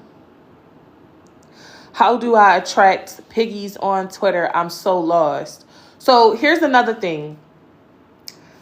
Pay pigs. That's another thing I always sit in. When I tell you guys, I be sitting in some of these lives that y'all be in. And I don't never like to call no names out because, some of y'all be messy for me and like to call their names out yourself. But some of y'all sit in these lives with these girls, especially the ones with the thin eyebrows. Y'all sit in these lives with these girls and they talk about pay pigs and y'all talk about finding pay pigs and stuff like that. Pay pigs are the bottom barrel kind of men in financial domination. I'm talking all the rich niggas is at the top. The CEOs is at the top. The niggas that can fly you out is at the top. The niggas that got enough money to pay off your student loans at the top. Y'all are literally digging all the way to the bottom, the scraps at the bottom, and looking for pay pigs. Any man who calls himself a pay pig, affiliates with the name pay pig, is the cheapest kind of sub you will ever meet in your fucking life. I swear to God. Those are going to be the most selfish, the most demanding of your time. They're going to pay the least amount of money possible. They are not going to fucking want to invest in you. They're not going to take you serious. They're going to be disrespectful. They're going to be annoying as fuck. So when it comes to attracting the right kind of guy on Twitter, first and foremost, you got to know who you're looking for. Are you looking for one of those kind of men who can barely do shit for you? Because your boyfriend could barely do shit for you. You gonna find another nigga that's just as half-ass and put 2 half-ass niggas together to get one whole nigga? No. Do you want a half-ass motherfucker or do you want a grown-ass man who has his shit together? Do you want the kind of sub that says, "Ooh, goddess, I sent you $100. I don't have any more money"? If he could only send you $100 and now he broke as fuck, he don't need to be in financial domination. Baby, that's a customer. He need to be on a $25 a month OnlyFans, or he need to be buying some of your pay-per-view clips for $25 or something. Because if all he can afford to give you was $100, he is way over his head. He is way in over his head. And the longer you entertain that motherfucker for that little measly ass $100 is the longer you will stay at the bottom of the barrel with all of them cheap niggas. So you got to think about it. Do this exercise on pen and paper. For all of my students and everybody that does consultations with me, y'all do this activity all the time. Who is your ideal submissive? It's not just any motherfucker who can pay your minimum tribute of $100. Because you setting the tone that niggas can do the bare minimum for you is giving daddy issues. It's giving boyfriend issues. It's giving and the tone that niggas can do the bare minimum for you is giving daddy issues. It's giving boyfriend issues. It's giving I only like I deserve the bare minimum. Right? So it's not just any nigga with $100. But really tell me on pen and paper who your ideal submissive is. What kind of job does he have? What kind of car does he have? What kind of hobbies does he have? What kind of things do y'all talk about? Does he like sushi or steak? Does he make $60,000 a year or $195,000 a year? Does he work at Amazon or does he own Amazon? You know what I'm saying? Like, you really have to get a clear picture for yourself of who your ideal submissive is. And then from that that visualization, now start creating content. Now start speaking as if you're talking to that person. Because if you just hop on FinDom Twitter and you're like, oh, send me some money, you are talking to way too many people. You talking to the niggas that's broke. You talking to the niggas that work at Burger King. You talking to the niggas that work at Amazon who ain't got no money. You talking to the nigga that's laying on the bed in his mother house. You don't want them. So the clearer you get yourself on who it is that you're trying to attract, and you close your eyes and say, okay, me, goddess Ekua Ahima, I make 6 figures as a dog. My ideal submissive is a black man with a big dick, and he drive a G-Wagon. He got a couple of different cars. He might give me the G-Wagon just because he don't really need it no more. He owns a multi-million-dollar business and helps other million-dollar or multi-million-dollar businesses through real estate or investing or the stock market. He's someone who doesn't need a 9-to-5. He signs the checks for everybody else. Right. This man and me talk about antiquing and 18th century architecture in homes. This man and me talk about traveling the world to foreign countries, first class, if not in a private jet. He wears a size 8 shoe and only wears tailored suits. That's a very specific kind of man. And with that very specific kind of man in mind, like I said, I can now speak to him in a way that attracts him. The nigga that work at Amazon and is scratching his balls right now on his mother couch watching this video can't relate to the type of man that can hop on a private fucking jet and go get some sushi or a steak after he do payroll for his employees. We're going to be talking about 2 different things. But now that I have that mindset, that man in my head, so when I go on Twitter and I'm posting content or I'm tweeting and I'm talking shit, I'm targeting that guy. And the nigga that's scratching his balls at Amazon can't resonate to the content that I'm putting out. So he already know I'm not talking to him. He can't resonate. He can't relate. He doesn't know what it's like to sign somebody's check on payroll and hop on a private jet. He waiting for somebody to give him his check. He waiting to clock in. He can't relate, right? So the better idea, you as the professional, is always going to come back to you. The better you as the professional have a grip on who it is that you're talking to, the easier it will be for you to attract the right ones and stop attracting scammers. Okay. You're also attracting the wrong kind of men if you have the words minimum tribute in your bio. Again, I say this all the time. Why are you giving niggas permission to do the bare minimum for you? Thank you for the hearts. Thank you for the roses. If you have the words minimum tribute in your bio, I don't give a fuck if you said your minimum tribute was $1,000. Why are you giving them permission to do the bare minimum for you? It's giving daddy issues. It's giving boyfriend issues. It's giving men have only done the bare minimum for me, so I'm okay with accepting the bare minimum. It's giving, I know other doms only, charge you like $1,000, but as long as you give me $50, I'll give you the same level of service and stuff like that they would. I know they value their time a lot more than I do, but you know what? I am so desperate. I will totally give you a full out session, the same kind of session that they're going to give you for $500. I'm so desperate. I'll give it to you for $50. That's what you're saying. Literally. And that's how men are going to treat you. I don't give a fuck what pillow talking they shit, they say. I don't give a fuck what shit they say that's gassing your head up. That's how they treat you. They treat you like the budget bitch. When the dom that they really want is not available, they come to you because you're the discount dominatrix. You're the dummy that's going to get their rocks off for $50. You're the dummy that's going to help them beat their dick for a McDonald's gift card because the real dom that they wanted is way more expensive and not available. But you going to be the one that tolerates it and deals with it because he met the minimum requirement of your $50 tribute. You don't want to be that bitch. It's very hard to scale yourself up after you set the tone that that's who you are. After you start financial domination, you start moving like that with your minimum tributes and this, that, and the third, and tribute menu like you a fucking Burger King, McDonald's. You can have it your way. Send me $50 and I'll do foot fetish. Send me $100 and I'll do this. Take $10 and I'll give you a dick rating. Like you a McDonald's menu. It's very hard to scale yourself up from that. Once you set the tone that that's who you are as a dom, it is very hard for you to now up the price. Because now people are going to be looking at you like, oh, you a little uppity bitch. You just started making a few $100s and now you smelling yourself. What happened to the version of you that used to do sessions as a fendom for $50? Now you too good for $50? Right. You're going to shoot yourself in the foot going about this the wrong way, and it's going to be very hard to gain respect from men after that. Thank you guys for the gifts. Thank you guys for the hearts. It's going to be very hard to command respect from those same men after that. Because once you up the price, the niggas that was paying $50, trust and believe, they're not giving you $100 now. It used to be $50 that you was doing Skype sessions for, and now you want $250. Best believe those niggas are no longer booking with you.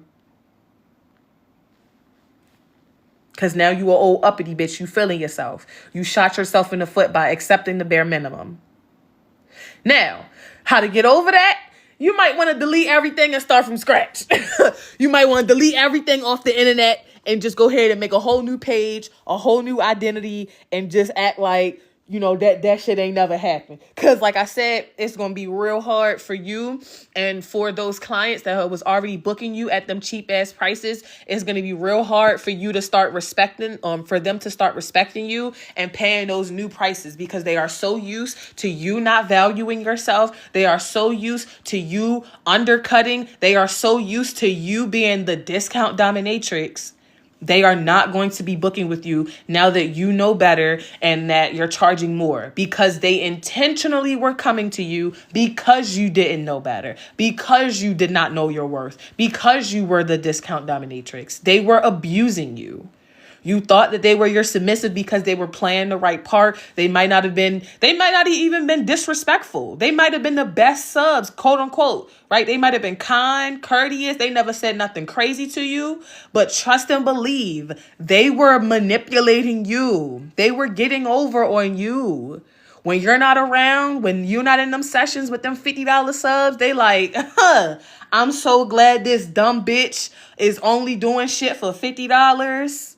I'm so glad this dumb bitch is helping me bust this for $50 because the real person I wanted to fuck with is on vacation somewhere and ignored all of my messages because I couldn't afford her. So let me go to the girl that's brand new, that's desperate, that still got a verification video on her profile, that's still talking about fuck you, pay me. Oh yeah, I can tell she knew. I'm finna make a banger with this one.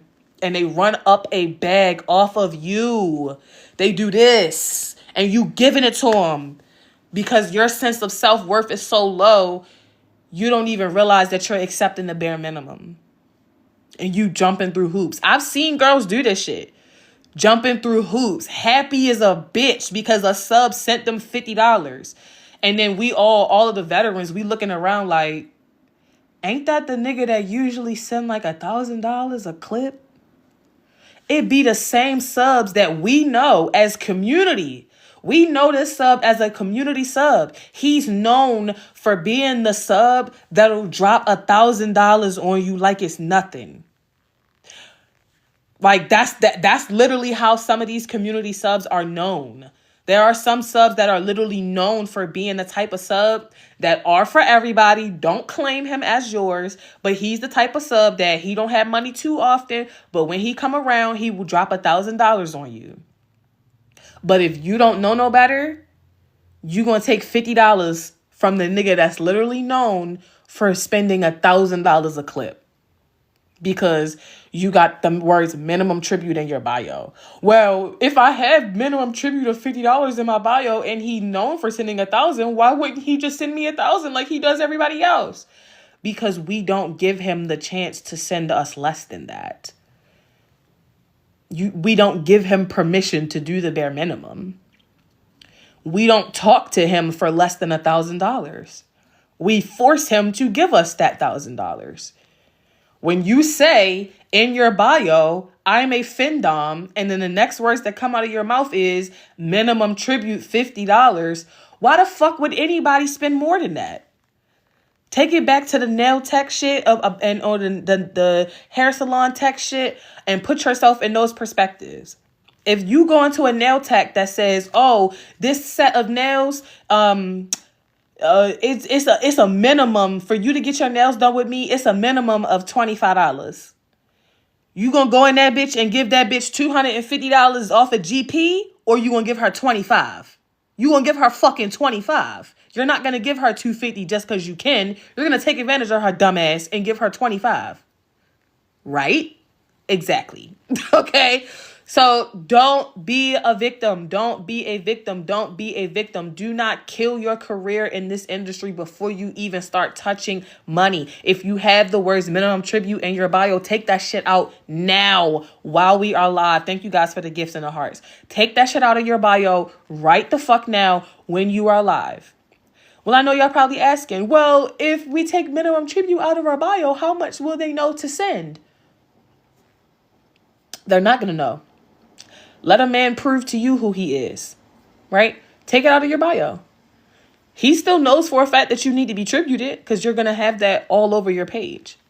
But you don't broadcast a specific number, right? So if the guy sends you $25, then let that be the first impression of this man. If he sends $1,000, let that be your first impression of that man. Right? Allow him to make his first impression on you with his initial tribute. Because that's the whole purpose of an initial tribute. The purpose of an initial tribute is for the man to approach you and introduce himself to you. Goddess, my name is, I'm trying to get to know you. I saw you on this page. I liked your content. I really wanted to spend some time talking to you. Here's $1,000. Goddess, I saw that your Skype sessions cost $250 an hour. I can't afford that. Here's $25 just as a gift. I don't want nothing else because I can't afford your time and attention. Have a nice day. Let him introduce himself to you. Let him prove to you who he is with the initial tribute. If it's $25 and you feel like $25 isn't good enough, then let that not be good enough. Take the tip, put it on your gas tank or go to the gas station, get some snacks with it. Cause ain't $25. That's all you can probably do. But do he need to be having a conversation with you in the DMs for 5-10 minutes? No. Do y'all need to hop on the phone and talk about something? No. Do y'all need to be on Skype talking about nothing? No. If he only sent you 25 and your Skype sessions cost $250, he clearly wasn't trying to book no Skype session. You know what I'm saying? He clearly wasn't trying to talk to you. So it's a gift. If he sent $250, that would be a good indicator that, oh, he's trying to book a Skype session. Hey, I got your tip. I got your tribute. Were you trying to book a Skype session? Then you start the conversation. But you set the tone for what you're willing to accept, and do not divert from that. We do not give discounts. Financial domination is a rich man's fetish. Why are we giving discounts to rich niggas? Okay, this is not EBT. We don't take Afterpay. We don't take Klarna. We don't take food stamps. We don't do payment plans. And we don't give you, and we don't provide the service to you up front for payment afterwards. Bitch, if you don't have my money, you ain't talking to me. So if a sub right now wants to book a Skype session with me, he needs to send me $250. $250. And after he sends me the $250, he needs to wait for me to respond to him if I choose to respond. When I choose to respond for this about this $250 that he sent me for this Skype session, if I want to do a Skype session with him, I'll book it. If I don't, I'll just pocket his $250 and move the fuck along, because I just did you a favor. I don't owe you nothing, right? But the motherfucker that sent me $75, it's still $75. But I'm not about to hop on Skype with him because my Skype sessions are $250. You only sent me $75, so clearly you wasn't trying to book no Skype session with me. This was definitely just a tip. Thanks for the tip, loser. Move the fuck on with my life. So when you take that minimum tribute, the words minimum tribute out of your bio, you don't go replace it with a higher number, right? Do not allow men to do the bare minimum for you. Allow them to show you who they are when you approach, and you can let them know that's not enough. Period. Point blank, period. That's how you get more money out of subs. That's how you are able to elevate your worth. That's how you show men that you are serious about who you are and what you're doing as a findom. You're not just some girl that's copying and pasting tweets about feeling confident and powerful and being a dominant woman onto Twitter, and you don't walk and talk the same type of energy. That's how you show and prove. That's how you walk it like you talk it as a findom.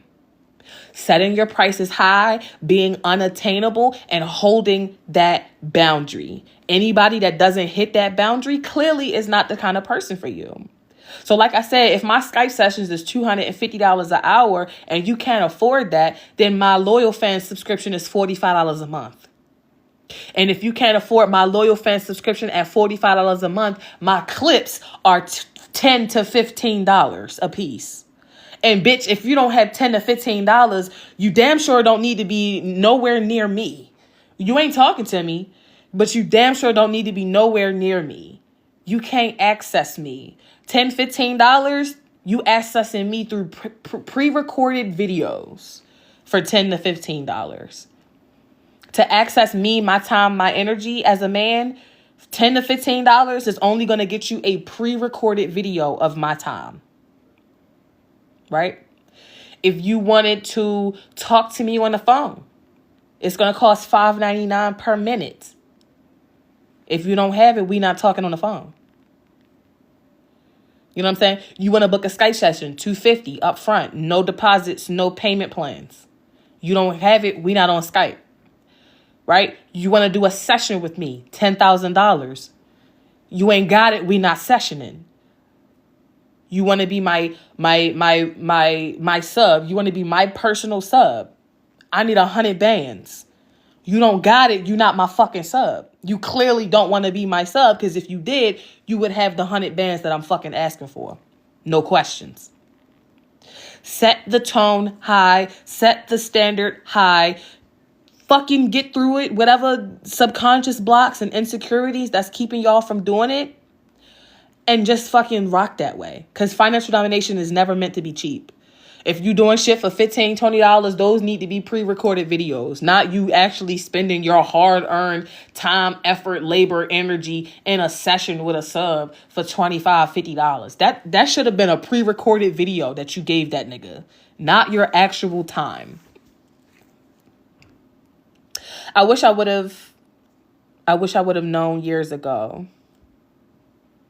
The light is low-key a perfect metaphor for this. Not bougie with the light. Yeah, I love this little light.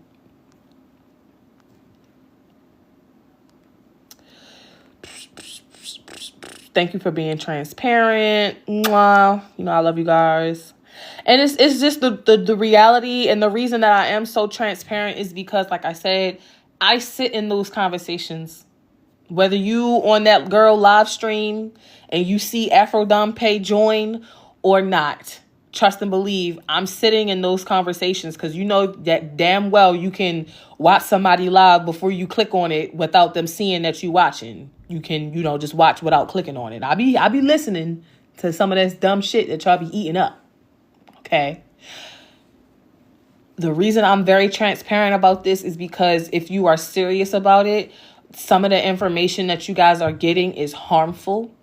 Some of the information that you guys are getting will set your business up for failure, or set you up for failure, or put you in really negative spaces, really negative mindsets, or just keep you fucking broke. Like I said, even if the girl, quote unquote, got the best advice, she teaching you how to find pay pigs, which is, like I said, I just told you,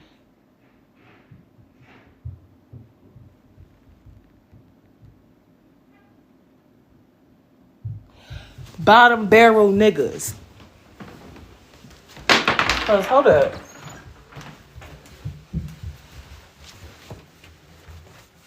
Oh. I was very sorry. Who the fuck is making all that noise? Yeah, I don't play that shit. I'm sorry, y'all. When I'm in my house, I be feeling like I be that old lady that's always in the windows telling people to go ahead about their business. Because what the fuck type of noise was that? Anywho.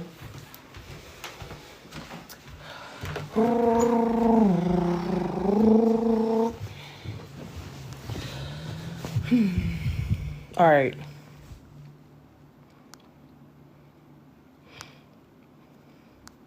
Yeah, the bass. All right, I'm catching up in the comments now. For real.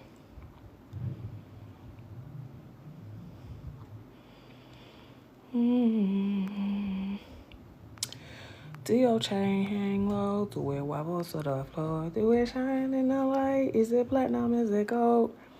Can you throw it on your shoulder? Is that hot or is it cold? Do your chain hang low? Is that your chain?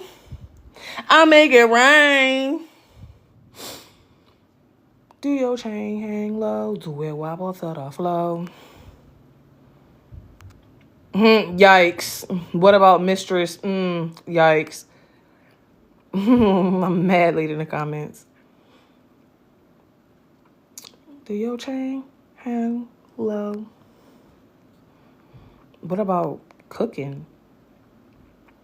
Oh, okay. No, you talking about something else.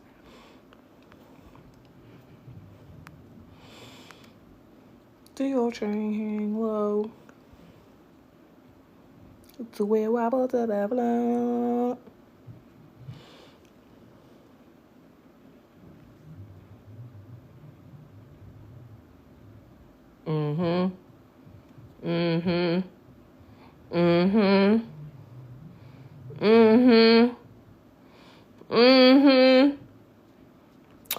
I'm seeing y'all in the comments. My emails be scared. Your emails be scaring me. Look, I don't send too many emails too much when it come to email marketing. I don't send too many emails. I be getting some of y'all too. I be catching some of y'all too. And I'll just be like, all right, girl, you must not have read the whole email. And I just be like, I be saying sometimes like, oh, damn, how do these girls be really getting caught up with these scammers? Like, clearly you can see the red flags, right? But then sometimes I be getting some students that be like, oh my God, I got the email about somebody sent me $1,000 on AfroDomme Pay. How do I unlock the $1,000? And I just be like, girl, did you even open the email and read it? Like, that was clearly a fake email. Like, that was clearly just clickbait to get you to open the email because we promoting our new app.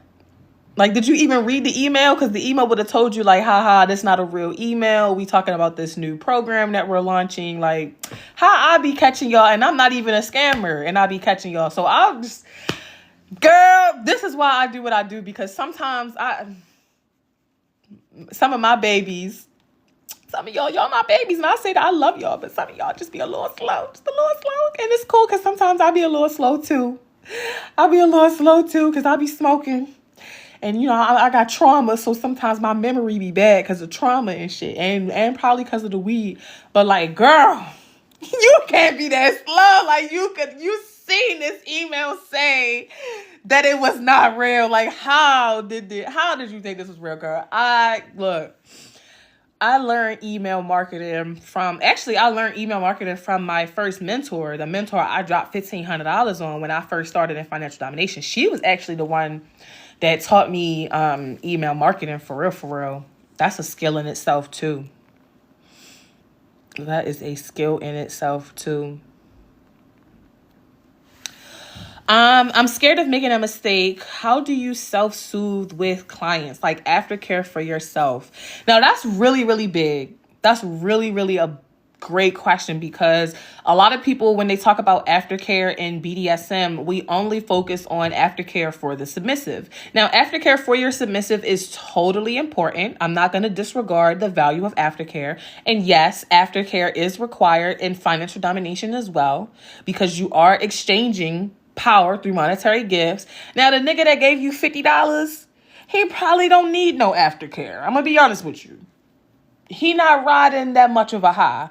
But the nigga that's spending $100,000, $10,000, like real money on you, yeah, you need some aftercare with him. Now, for me, aftercare in financial domination looks like affirmations, right? I make my submissives, each and every time we do a session, recite affirmations back to me after our sessions. First off, if we do a Skype session, after the session is over, we wrap up. All the activities is done, the toys is down, and everything else. Everything is unplugged. If you know, you know.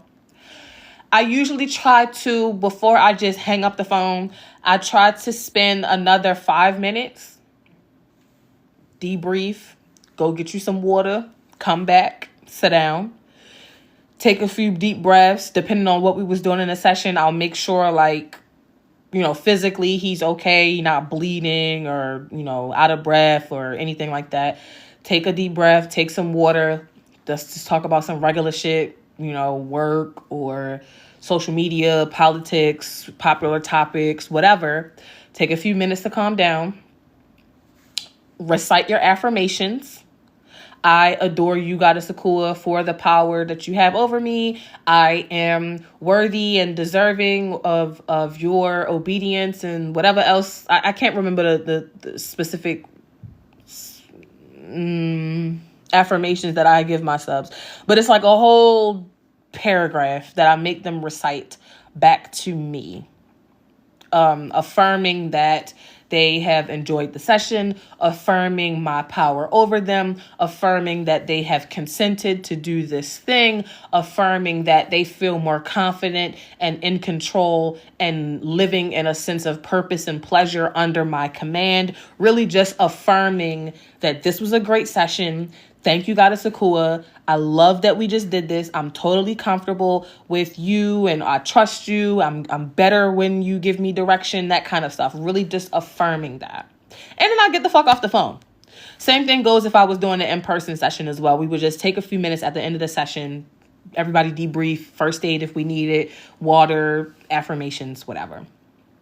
For yourself as a Dom though, there is a such thing as Dom drop. And Dom drop is really, really serious, you guys. Dom drop is the same as sub drop. Similar concept as sub drop. You're riding this high after this session. And then now that the session is over, all of those feelings just come crashing down.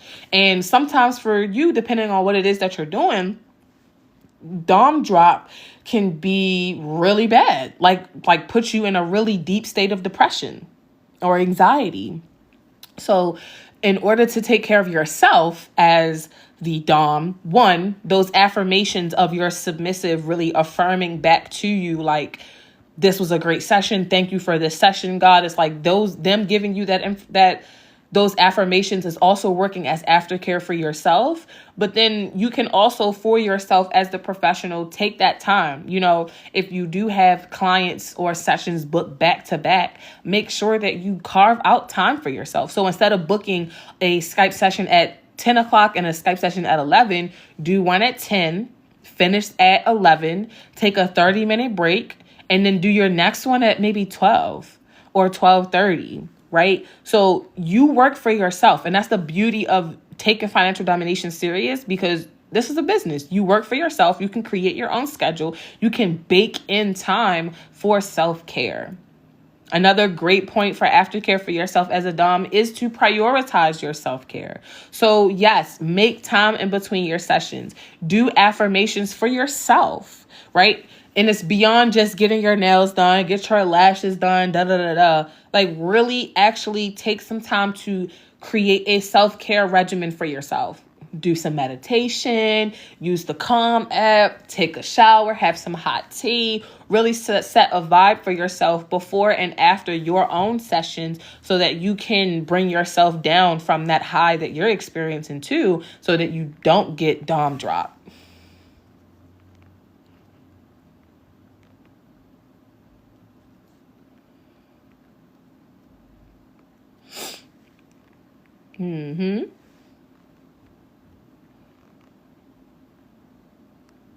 Exactly. Somebody said, question mark, black men love spending. Yeah. Why wouldn't a black man want to spend money on you? And that's the part that always pisses me off. And that's why I talk about financial domination so much, because it's even sometimes black girls coming on here and saying, no, man, black men don't spend money. What kind of niggas is y'all talking to? Because they love me. Like, what are you saying? Like, black men were the first demographic of men to support me as a dom. And then everybody else came. But yes, black men spend money on financial domination. Absolutely. But I mean, if he work at Amazon and he live in his mama house and his bedroom, his mattress on the floor, and he make $15 an hour and he got dirt under his nails and he play the PlayStation all day, then no, that kind of black man is not going to be able to fucking do shit for you. Just like the dirty white guy who live in a trailer park wasn't finna do shit for you. The poor white trash white man who wasn't finna do shit for you either. So yeah, black people do stuff. Black men spend a lot of money in financial domination. White men spend a lot of money in financial domination. Asians, Hispanics, the Jews, trans men. Everybody spends money in financial domination and female domination. You guys are just looking for the wrong ones. Because again, people are teaching you to look for pay pigs, the bottom barrel guys. You're not supposed to be looking for the niggas at the bottom barrel. You're not supposed to come onto financial domination and look for the worst niggas possible. You know what I'm saying?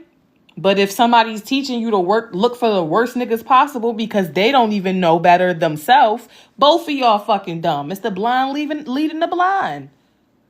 This is why you need to talk to people who actually have been in this industry a long ass time. When y'all hop on these lives, because I start to notice sometimes when I'm live and I'm getting a lot of gifts, a lot of engagement on my lives, like today, I start to notice that right after I hop on live, that's when all of the other girlies want to go live. Y'all might notice that. Let me know if y'all notice that in the comments. Because I know I'm not the only one that be on here talking to y'all about financial domination. I swear to God, without fail, every time I'm on live, I'm getting a lot of gifts. I'm getting a lot of likes. I'm getting a lot of engagement in my lives, y'all.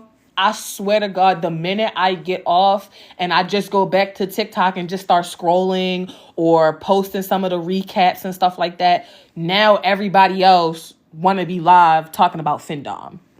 Right after I just finished.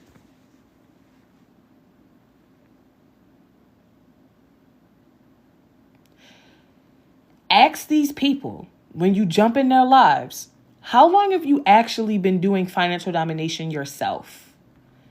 Ask these people, before I take your class, before I buy this ebook from you, how long have you actually been in this industry yourself? If they say anything less than 8 years, you really don't need to take their classes. And I'm not trying to take money out of people's pockets, but the reality is, what can that person really teach you about this industry if they haven't been in here long enough? What can this person teach you about how to build a recession-proof, coronavirus-proof, pandemic-proof? How can they teach you how to build a pandemic-proof business if they haven't even been in this industry since before the pandemic? They can only talk about financial domination and how the industry is post-COVID. Financial domination was a lot different before the pandemic in the United States. Before TikTok was even a thing, financial domination was a lot different. They cannot speak to that to help you build a sustainable business if they have only been in this business for 2 years, 3 years. They just can't. If they're using the word pay pig, they can't. They don't even have the right kind of picture of the right kind of client in their head. They still talking about pay pigs. They don't even know that pay pigs is not the ones that you need to be looking for. They don't even know that yet because they still trying to figure it out themselves. Some of y'all are going to girls for coaching and mentoring, and it's shade. This part of the shade. Some of y'all are going to girls who are offering coaching and mentoring, but they are so fucking brand new. They do not know what they're doing. They are not making money in FinDom. And instead of giving up, they created a class to copy my shit or to copy someone else who is more successful. They created a class to copy my shit or to copy someone else who is more successful. And they're trying to make money like that. They're not making money in FinDom.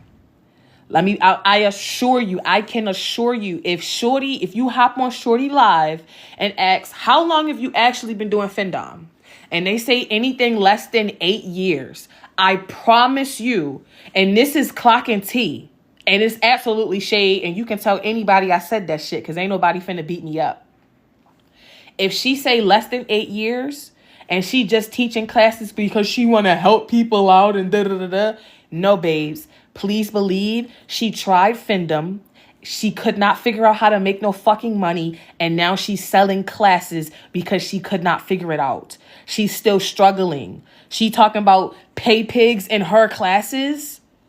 You hop in her classes. You buy her ebook. And she's talking about pay pigs.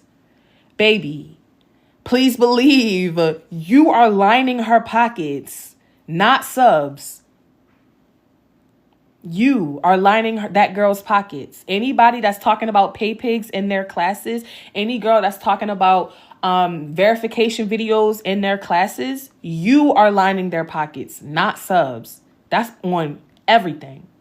I don't give a fuck who mad about it because it's the fucking truth. You need to build a business in this industry that is going to sustain you. The government just shut down, y'all. Didn't the government just shut down 24, 48 hours ago? We don't know what the fuck is going on in the world right now. The government just shut the fuck down in the United States. Inauguration for Chester Cheeto is in a few more weeks. We don't know what the fuck is ready to happen in this world again. Who knows if it's not another fucking white people disease that's going around that's finna make everybody lock in the house again. I promise you these girls teaching you about pay pigs is not going to be able to help you build a sustainable business to sustain a recession. The information that I just gave you guys for the last 90 minutes that I've been on here is how you are going to last in this industry. This is how you are going to stay relevant in this industry. This is how you're going to make financial freedom and passive income in this industry and be relevant the whole time. Not, oh, she used to be popping and then she fell off and then now I'm seeing her on TikTok doing mommy content. Like I just talked about other doms earlier. You want to be relevant? You want to be recession proof? You want to be pandemic proof? Right?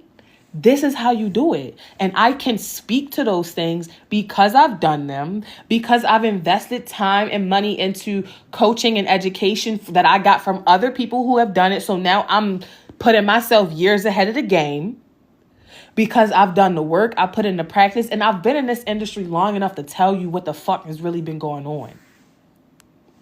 I don't care about people reporting my live.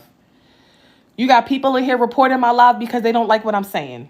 You got people in here reporting my live because they don't like that I'm telling the truth about other girls scamming you guys and teaching you guys about pay pigs and making money off of you guys. So they just came in this motherfucker and reported my live saying I'm talking about inappropriate shit. And I'm not. But they mad because I'm telling you the fucking truth and I'm exposing them. Y'all better pay attention and clock it and clock it and clock it again. Can you find subs on Bumble? You can definitely find subs on dating apps. I would definitely not suggest Bumble because on Bumble, you have to reach out as the woman first. And why would you reach out to a man to do anything? So you can definitely use dating apps to find submissives. However, you need to be making sure that your time on these apps is actually going to be profitable. There's only one app that is used for dating that I personally suggest that you guys use to find submissives, put yourself out there, get used to talking to men in this kind of energy, in this kind of field. The way that you talk to guys, even if you are already identified as a bossy bitch dominant woman, the way that you talk to guys as a findom is not the same way you used to talk to niggas. It's not absolutely the same. It's absolutely not the same way you used to talk to niggas on dating apps. You used to talk to niggas that used to pull up on you when you was, out with your girlfriends or y'all on vacation on a resort somewhere, somebody flirting with you. You do not talk to submissives the same way you talk to normal guys in normal dating scenarios. So you can absolutely use dating apps to find subs, but you have to use specific apps that are actually going to be worth your time. It is not worth it to hop on Bumble or Tinder or Hinge and be swiping all day looking for subs. It is not worth it to do it. It is possible, but not worth it. There's only one app that I suggest you guys use, and I have a whole guidebook for showing you, one, what the app is, how to use it, and how to make a lot of money on it. Not only will you be able to use the app to find potential subs, but instead of swiping and texting and talking back and forth all day and not making no fucking money, on this one particular app that I show you guys in my course, when you become a member, you get access to the whole course and this textbook, okay? So you get everything for one price. But in my course and in my textbook section, for those of you guys who are students, the book is called One Text at a Time. I used to have this book publicly available. It is no longer publicly available. You must be a student to get it. Like I said, you get like 6 different textbooks, 8 years worth of like lecture videos and content, all for one price. But the price for you guys is in the link in my bio. Those of you who are already my students, it's in the textbook section. This specific this specific book is called One Text at a Time in our textbook section for my students. Use this app. You can use it as a dating app. It is totally sex work friendly. And that's what I love about this one app that I have for you guys as my students. You can do anything on this app. Trust me, you can have full out sessions on this app. There'll be guys literally doing this and showing it, not getting banned. You can show anything on video chat with these guys on this dating app and not get banned. This is the best app for it. And this is not going to be possible on Hinge. This is not going to be possible on Tinder. This is definitely not going to be possible on Bumble. This one particular app, I've done some research on it. I've used it myself. I've made a shit ton of money off it myself before I even told you guys about it as my student. So trust me, I know it works. It is totally adult friendly. You can make a shit ton of money and you can get that experience with screening subs of, okay, well, I matched with him on the dating app and now we're in the messages talking, trying to get to know each other. I'm trying to see if he's my ideal kind of sub or what. But instead of, if you were on Bumble doing that for 8 hours and then not making no money, on this app instead, you'll be making money the whole time because every single time you respond to his message, you get paid for it. And when you guys go on video chat, you get paid for it.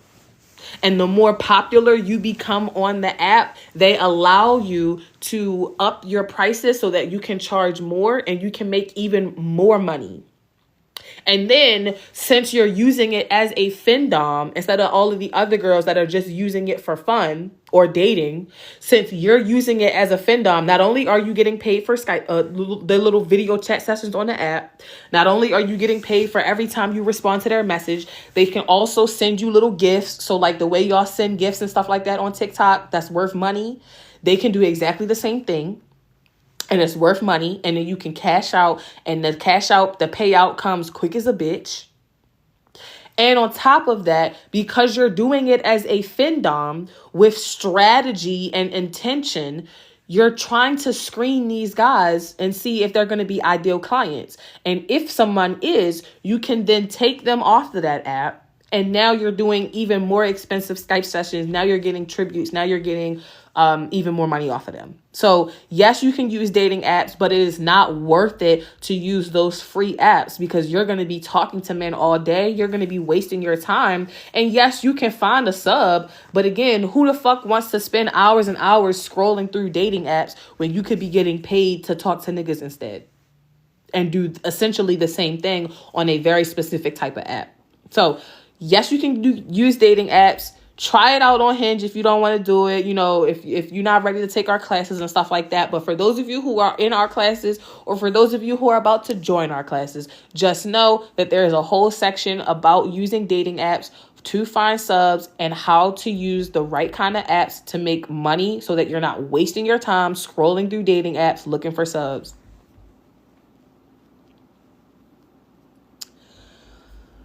Bum, bum, bum.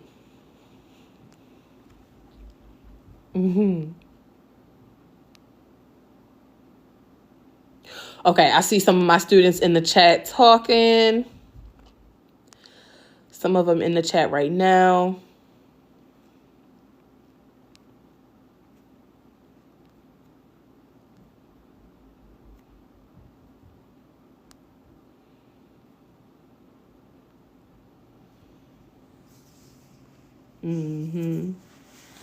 Some of you guys are in the chat right now on our private chat. I'm trying to read comments up here and down here at the same time.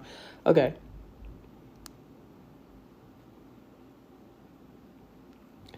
There's people reporting the law because they can't get in the club. I don't see why you hating from outside the club. You can't even get in. Lego. And it's only $30. It's only $30. It's been $30 for a little minute. It's only $30. Stop smoking all that weed. You'll be able to afford it. Stop giving money to that nigga. You'll be able to afford it. Give $30 less to that nigga and you'll be able to afford these classes. Right?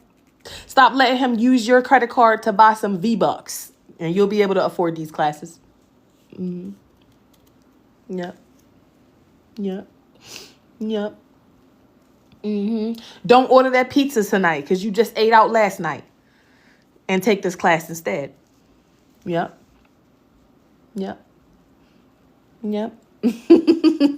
Christmas is coming. Y'all got them little cheap subs that only send y'all $30, right? Get one of them cheap subs to send you $30 and then come take this class. And then cut that sub off. Yep, I'm on your ass. If $30 is your minimum tribute, I don't understand why you don't have $30 for this class. If $30 is just your minimum tribute, you should be able to get $30 from any nigga. We already said the bare bones niggas is giving out $30. Get one of them to give you $30 and come take this class. Yep. And you need to do it before the 31st because after the 31st, you're going to be mad about the fact that it's $60 a month. And then you're going to be like, oh my God, Ekua, it's $60 a month. I can't afford it. And I'm going to be like, remember the last time you was at my live in 2024 and it was $30? Why you ain't get it when it was 30? Decisions, ladies and gentlemen. Decisions. Consequences. As a Latina, I'm asking, can I be a part of your subscription services? No.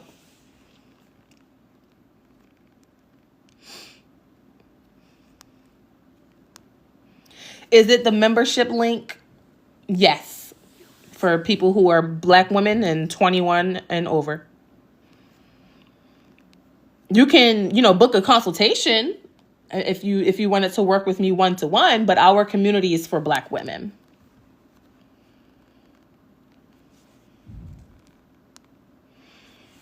Do your students see any success if they are brand new to the industry. My classes are for students who are brand new. Launching, rebranding, scaling. Launching means you're new. Rebranding means you've already been in the industry. Scaling means you're already making money and now you're trying to scale up to 6 figures. It takes, on average, 6 months for new students to see their first $1,000 day. I mean, y'all heard it in the comments the other day, and y'all seen it here on my page the other day as well. Somebody just joined us 3 weeks ago and just got their first tribute. But she's definitely been consistent. Let me tell you about her. She just joined us 3 weeks ago and just got her first tribute, but she's been consistent. I've been seeing her on Twitter. She's been consistent. She's always in our group chat asking questions all times of the night. I ain't gonna lie, she is. She ain't getting on my nerves either. I'm happy for her. Because those are the types of students that are successful, right? All of those times, and all of my other students can, attest. You was probably seeing her, getting the little notifications that she was in the group chat in the middle of the night. You was probably annoyed, irritated. Ugh, somebody talking in the group chat 2 o'clock in the morning. Why she on the group chat 2 o'clock in the morning? Guess what?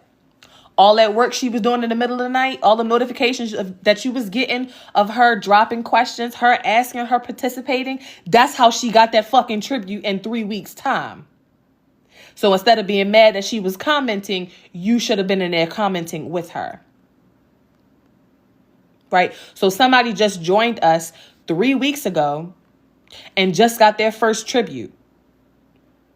Our data suggests that it takes 6 months to get your first $1,000. She just joined us 3 weeks ago and just got her first tribute. It didn't even take 6 months. But she was active on Twitter. She was active as fuck in the chat, asking questions, watching lecture videos, taking notes, doing homework. I'm surprised she ain't on this live right now. She's probably at work or something. But either way, I know she out there making tributes already. 3 weeks in, right? So it depends on you. It depends on how much time you want to dedicate to this, how much, how serious you are about this. But on average, it takes about 6 months. About 6 months to start seeing some money, good money rolling in. But it could happen sooner. For somebody last week that just joined us, it took them 3 weeks.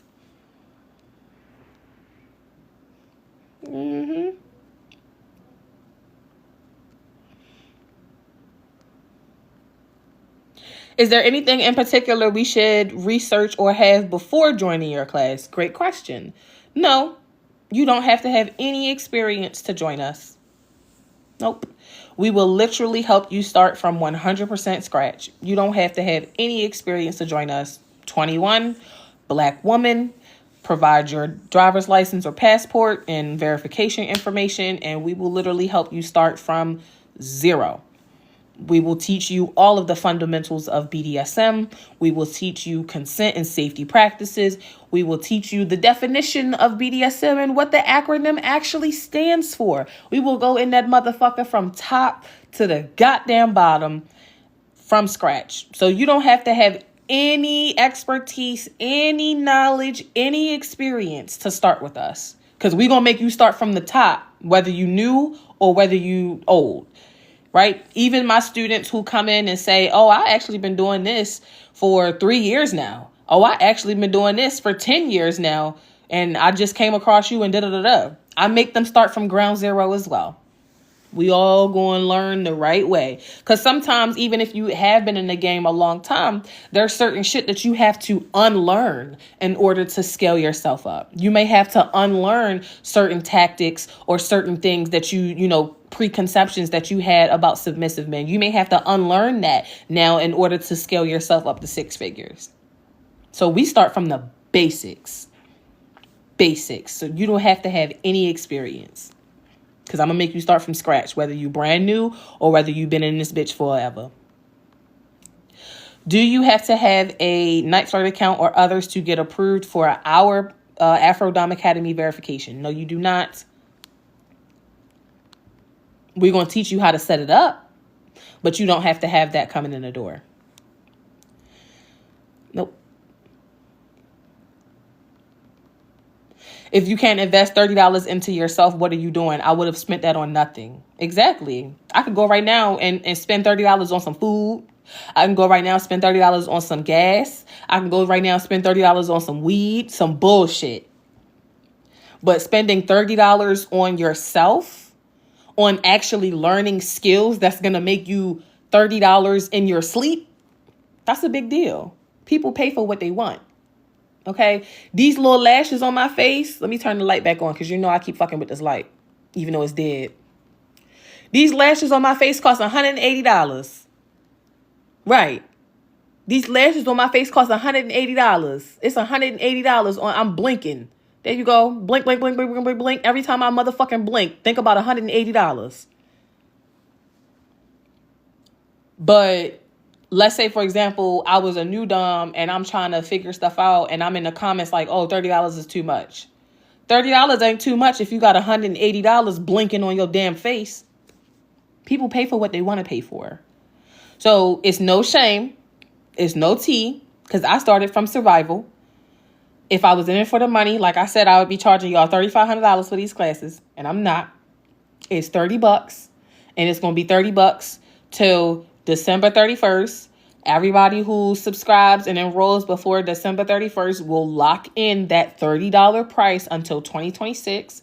Everybody else who does not subscribe before December 31st, anything after January 1st when you sign up will be $60 a month. 60 per month. Not one time, per month.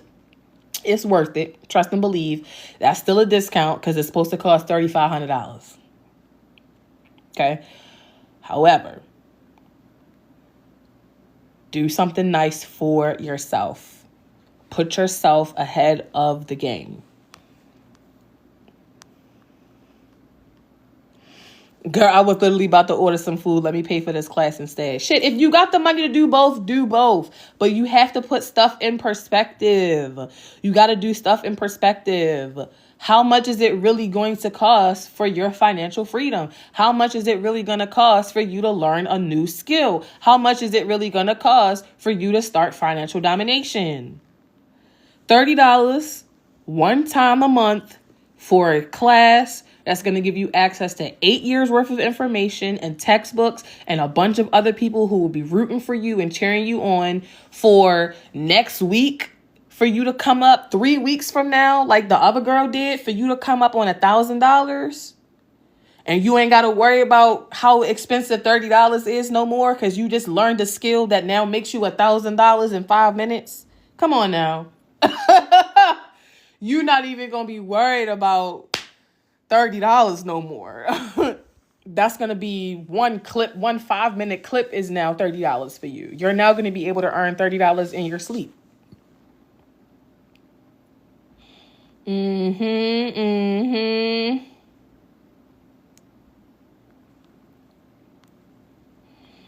Put this on your Christmas list. Put this on your wish list, right? Some of y'all got thrones and some of y'all got UPays and all of these other things. Put this tuition on your wish list. Bet you some subs will send that money. Put this tuition, put the fact that you want to take these classes with the AfroDomme Network. Put that on your wish list. Let subs know that you want to take classes with the AfroDomme Network because you're trying to up-level yourself as a professional dom. Put that on your wish list. Bet they send that money. Bet they send that money. You know how many doms get subs just off of being able to say, I'm a part of the AfroDomme Network? We are a internationally recognized organization, ladies and gentlemen. I don't just be saying that shit just because it make me feel good. Bitch, that shit is true. It's girls that get subs just off of saying, I'm a member of the AfroDomme Network. And they be like, word? I'm definitely booking with you because I know you got a good education. I know who Goddess Ekua is. I know her reputation. I know she about that action. So if the AfroDomme Network has stamped you, I'm definitely finna fuck with you. It's girls that get money just off of saying that they are a part of our community. Come on now. Come on now. We making it so eerie, so easy for you. Honestly, we making it really easy for you. Can you remain anonymous in this profession, or is showing your face a must? It's going to be a lot easier for you to make money if you're showing your face, because your face card is what's going to make you money, right? Like, if you're not showing your face, what are you showing? It's only but, you know what I'm saying? Like, your ass and your titties is only going to do but so much. I hate to say it, but you know what I'm saying? Everybody got ass and titties these days. It's even niggas out here buying ass and titties for their self. So if you're not showing your face, what are you showing? You got to do something. It's definitely possible to stay anonymous, but the question isn't about just being anonymous. What are you doing? You can't just post a Cash App and a picture of your foot and be like, give me the money. Doesn't work that way. It's only but so many foot pictures we want to see. Right? So if you're not showing your face, what are you showing? Are you showing your body? And if you are showing your body, that's going to get old, because you can jiggle your ass and titties in front of the camera all day long. That's going to get old. What are you going to do that actually makes you some good money? Your face card is your money. Can you not show your face? Sure. But do you have a legitimate reason to not show your face? Like you are a nurse, or you are transitioning out of a profession that is, you need that sense of anonymousness, or are you just being lazy and don't want to show your face? Because some of y'all be in the comments of people's little digital marketing classes asking, can you do stuff faceless? Because the words faceless and making money right now are very popular on the internet. Let me tell you, financial domination is not one of those things. It is possible to remain anonymous. It is possible to take pictures and create content and just blur your eyes out or blur a part of your face out. Absolutely. But all of those other businesses that these gurus, and they hopping on here with they stan accounts and bragging about making $50,000 and showing you how to start a business faceless. Those people are making money off of you buying courses from them. They don't know how to make money on their own. They're making money off of hopping on live and telling you that you can be faceless and start a business, and you subscribe, and that's how they made that $50,000 on the Stan store from you. Not everything can be done faceless. Not everything is a finesse. Not everything is a scam. There's no way to get rich quick. This is a business. Financial domination is a career. You have to put the work in. Yes, you can be anonymous. Yes, you can be discreet. Yes, you can creatively not show your face, but it's going to take some work. By not showing your face, you now have to be more creative than anybody else, because again, nobody wants to see your ass and titties jiggling in the camera all day. You can't say, fuck you, pay me, and make money. So if you're not showing your face, the most beautiful part of you, you have to be 10 times more creative than the people who's already being 100 times more creative than everybody else. Which means you got to go even harder than what I'm describing to you. And what I'm describing to you is going hard in the motherfucking paint. You got to go even harder than what I'm saying if you're not showing your face. Because the most beautiful part of you, you're not showing. So what's going to capture that audience's attention if you're not showing your face? Your feet? You done already posted 6 pictures of your feet. Your titties? We already done seen your titties. Your ass? We done already seen that too. It's going to be really hard for you to make content. It's going to be really hard for you to feel motivated. It's going to be really hard for you to not procrastinate because, I can't make content. I can't go live. I can't do this and I can't do that because I can't show my face. So if you put that roadblock in front of yourself, just know that is a self-imposed roadblock. You need to ask yourself the difficult questions. Am I hiding my face because I have a certain profession that wouldn't allow me to be here? And if that is the case, do I really need to be doing this, or do I really need to take my own profession more seriously, right? Say you're a nurse. If you're scared about, if I do financial domination as a nurse, I might lose my license. If you're that scared about losing your license, maybe the real question is, why am I doing financial domination? Maybe the real question is, I need to do something else with my license to make more money instead of doing sex work that's going to make me risk losing my license. Maybe the real question is, let me not do sex work and let me actually go make more money with my license, with my profession. Let me go find a way to get a raise so that I don't risk losing my license and shooting myself in the foot over this career as a findom because I'm putting all of these roadblocks in front of me because of this other job. Let me just go get a raise at this other job or leave this other job.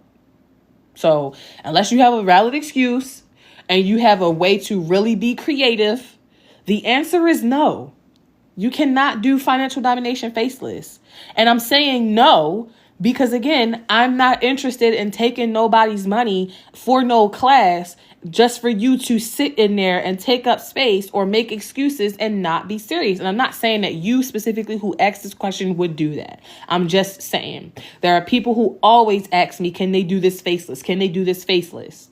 And then they wind up taking the class and not doing shit with it because they have, I need to be consistent and make some content, but I can't show my face, so I don't want to put myself out there. Or I can't show my face because my boyfriend, or my job. And again, now you're making all of these excuses and you're holding yourself back when the reality is you probably shouldn't have even did this shit. So let me be the person to tell you, do not do it. If you scared about being seen, you scared about showing your face, you scared about losing your job, that's a clear sign that you don't need to be over here. That's a clear sign that you don't need to be over here. Take that as the answer. That is the answer. Because what happens in other places and other lives, people blow smoke up your ass and tell you that you can do it. You buy their fucking shitty course. You buy their fucking ebook. You spend all of this money and all this time with them. You don't go nowhere with it. And now you pissy and you think Findom is a scam and every mentor is a scammer when your ass should have been told no. So, no shade, Tonti, to you to asking it, but for anybody else who had that same type of question, that's why I go so hard on saying no to you guys. No, you can't do this and not show your face. No. If your boyfriend don't want you doing it, then break up with the nigga or don't do this. Your husband don't want you doing it, divorce that nigga or don't do this. Your job is at risk, don't do this. Or quit the job. Okay? Do I need a VPN? No. You can have one if you want one, but you don't need one. Can someone of Asian or non-African descent buy the course? No. If our community is for Black women and you don't identify as a Black woman, does that mean that this is for you? It means it's not. Y'all don't ask Asian women and Native American women and Jewish women if their specific cultural spaces are for you. Y'all only do that to Black people. You don't go to Asian spaces and ask, is this for non-Asian people? You don't go to Jewish spaces and is this for non-Jews? And you don't go to white spaces and is this for non-white people? Y'all only do that to Black people. And you only specifically do it to Black women. This is not a space for you. Can you take a consultation with us? Sure. I would love to talk to you.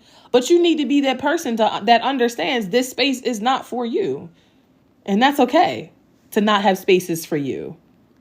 It's okay that Black women have their own spaces and that those boundaries are enforced. It's okay.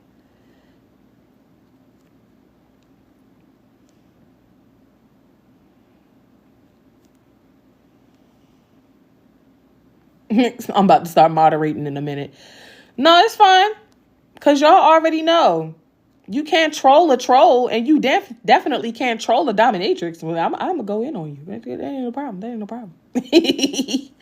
I'm not going to lie. I'm learning so much, starting from the bottom. The internet can only teach you so much. Learn from someone who has years of experience.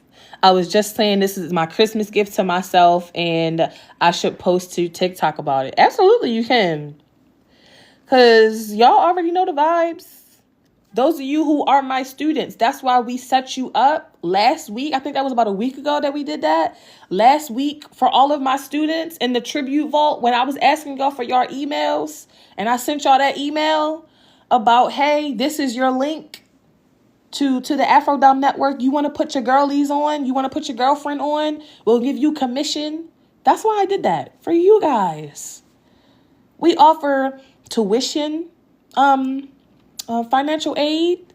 And then for those of you who are actually my students, you then now have the ability, once you become a student, of course, you're going to learn all of the information and stuff that we've been talking about this whole long ass time. But let's say, for example, you do lock in as one of those students who hasn't joined us just yet. I'm also going to hook you up too. So once you get inside, we will set you up with your own link and you can put the girlies on. Anybody that you put on that uses your link, you'll get paid for that. Straight up. Straight up. Because that's how serious I am about actually providing resources to the community. That's how much I believe in the information that we're giving you guys, how much we value it, how important we think it is, how beneficial we think it is. We know that it's going to work. We trust that it's going to work, and we trust that it works to the point that if you put somebody on, I'll pay you to do that. They use your link, you get paid, period. No questions asked. For those of you who are looking for tuition, financial aid, I'm going to say it because I know I never said it. If you are in this live, you can hear my voice and you are looking for tuition, financial aid for any reason right now, if you can hear my voice, a lot of y'all missed out on that. Earlier, just a few minutes ago, we had about 100 people in here. We done went from 100 people to 38 people. See how some people block their own blessings? Okay, so now for those of you who've been locked in, who've been asking questions, who participate in this whole time, I'm going to do you a favor. Use code INSTADOM at checkout. If you already signed up, don't ask me about it. You just missed it. You'll go ahead and get your little link so that you can make your commission and you can make the money back that way. But trust and believe, you'll be all right, okay? If you are yet to sign up and you need financial aid, use code INSTADOM and you'll get in at 25% off right now. INSTADOME is spelled INSTADOMME, all caps. Use code INSTADOME right now for those of you who are watching, who need financial aid, who boyfriends ain't shit, who jobs fucking suck, right? You was about to spend that $30 on some food. You was about to go to the dispensary before they close. You don't need no more weed. You can wait a few more days for some weed. You got food in the fridge. You got McDonald's in the house. You don't really need no more pizza with your big back ass. You can go cook some dinner, okay? And that's a gag to me too, because I need to go cook instead of going out to eat tonight. But anywho, use code INSTADOM and you can get 25% off tuition. Okay, just as my Merry Christmas gift to you. And I said it a while ago, for those of you guys who are on any of my lives, whether I'm live on TikTok, I'm live on Instagram, I'm live on YouTube, the longer you stay, the better, because I will give out tuition waivers. It might be 25%, it might be 50%, it might even be 75%.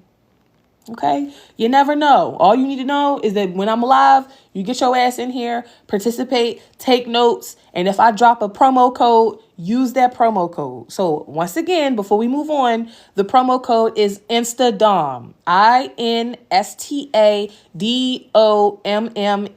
25% off for anyone. You must be brand new. Must be brand new. I had to get over that faceless shit real quick. Exactly, because you too cute for that, miss. You too cute to be faceless. The fuck? You too cute to be hiding your face. Face card don't decline. You too cute to be hiding your face. Okay? You too cute to be hiding your face. And if you gonna hide your face on some creative shit, make sure that you're doing this for the right reasons. And it is literally because of a job that you need to keep or whatever else. But just know, you're going to have to go hard in the paint and be creative as fuck, okay? There's plenty of girls that's out here that's anonymous. But I'm not about to just tell you, oh yeah, you can do it faceless, because then I'm going to be disadvantaging you. I'm not going to be actually giving you the real tea of why you're faceless. You need to challenge those thoughts and make sure that you're coming at this from a place of, I'm 10 toes on this. I'm confident about this. I like what I'm doing. And I just creatively don't want to show my face, versus the girls that's like, my boyfriend going to say something. My job's going to say something. This lady at church, my mama, all this other shit. I'm scared. I don't really want to do this. I just seen that girls was making money. I want to check chase. I want to bag chase. So I'm going to hide my face. Those two vibes, very different. That's why I don't say yes off the top. Okay? That's why I don't say yes off the top. Sister sent you here. Hello, hello, hello. I'm happy I spent the $30 to be a part of the community. Nice. Welcome, welcome, welcome. Make sure you use that promo code if you got it. AfroDomme. Did someone sign up during the live? Did it work for y'all? It won't let me for some reason. I'm not too sure why. I did see somebody just join us while we were live, so I don't think there's anything wrong with our website. I haven't checked though. Thank you, girl. Bless you and Merry Christmas to me. Absolutely. Not a problem. The 25% off code is for that one-time setup, so your first month of tuition. But mind you, since it's the end of the month, you're not going to be, billed until this time next month. So the minute you sign up that's kind of like your billing cycle time. So I know it's the end of the month, so 9 times out of 10, today's like the 20th, 21st or something like that. 22nd, you're not going to be charged until January 22nd. So it'll be 25% off of your first month with that code I just shared for you guys. AfroDomme.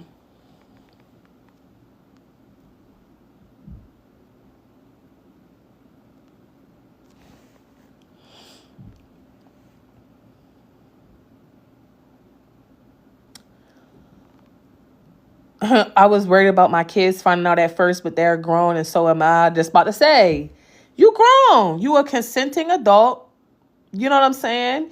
And you can have that conversation. Maybe it's time for you to approach that. Like, hey, I'm grown. I want to explore my thing. I'm doing my thing. And a lot of us, especially in the Black community, there is a stigma around spicy work.